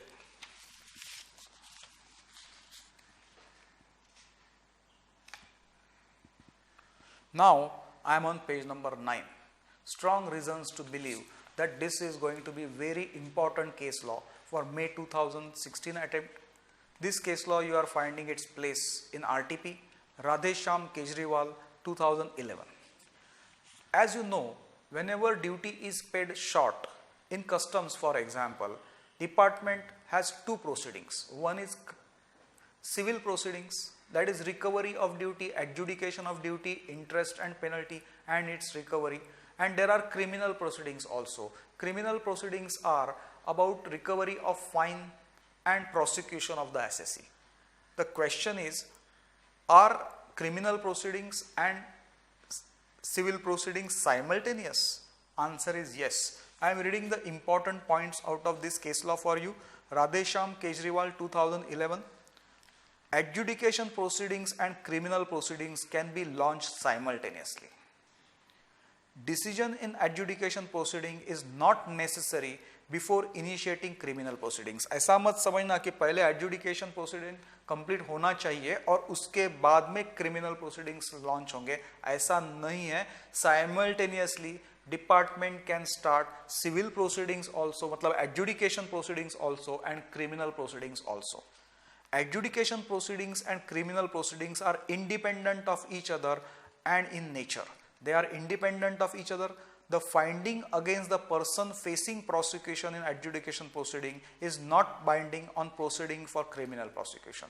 Criminal prosecutions may the authorities will have independent authority to investigate and revisit all the evidences once again, and they did not go by outcome of findings of adjudicating officers. This is what he is saying.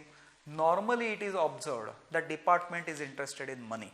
So unless it is a kind of, see, criminal proceedings and prosecution is the last resort and which is a weapon in the department hand to keep a fear in the mind of assessee.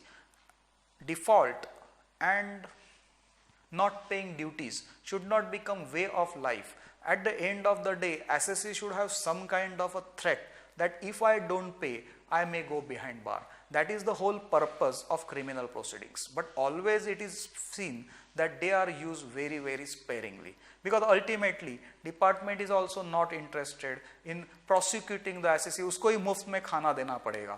Department is interested in money. So if assessee is cooperating, he has paid all his duties, interest and penalties, and he has cooperated with the department, normally it is seen that prosecution proceedings are dropped. But that is not a rule. Department has authority to proceed under both simultaneously.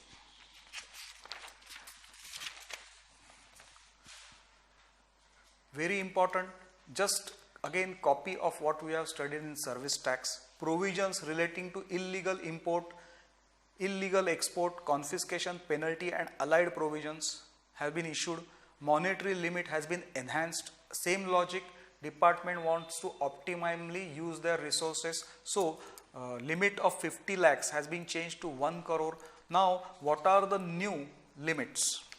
Is it an offense about baggage? 20 lakh rupees, outright smuggling 20 lakh rupees, but is it like misdeclaration, undervalued bill of entry kind of, then it is 1 crore rupees, fraudulent availment of drawback 1 crore rupees, exportation and misdeclaration in relation to export goods, it is 1 crore rupees. Have a look at this table. They have redone the limits. The limits have been changed now. From 50 lakh rupees it has been changed to 1 crore. Also, this limit where department will start prosecution, they are not thumb rule. There can be exceptions. Even for lower limit also, department may opt for prosecution. What are those conditions? What are the exceptions? When irrespective of this limit, prosecution may be launched is given on page number 11. And here again we are talking about habitual offender, and the same definition what we have learnt in service tax. Who is an habitual offender?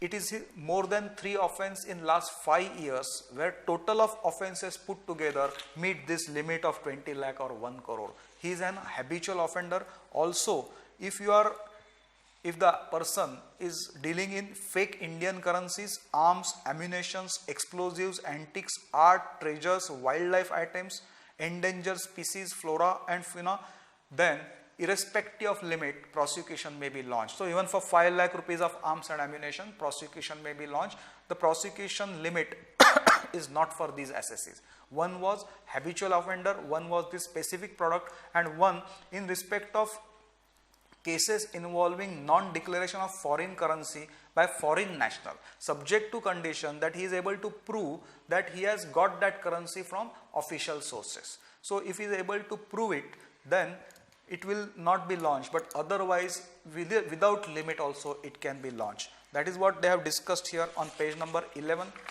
Who is the authority to sanction the prosecution? Again the same, Chief Commissioner or Commissioner of Customs, and stages for launching prosecution. There are minor points here, theoretical points, you can read them once. Also for arrest, Again, same thing has been repeated. Basic limit of 50 lakh rupees has been enhanced to 1 crore rupees. They are the important amendments in custom. Because they are latest amendment, some of these are expected in the examinations. That's why I thought to arrange this special lecture and discuss all these amendments for you. So this is the latest amendment. Thank you.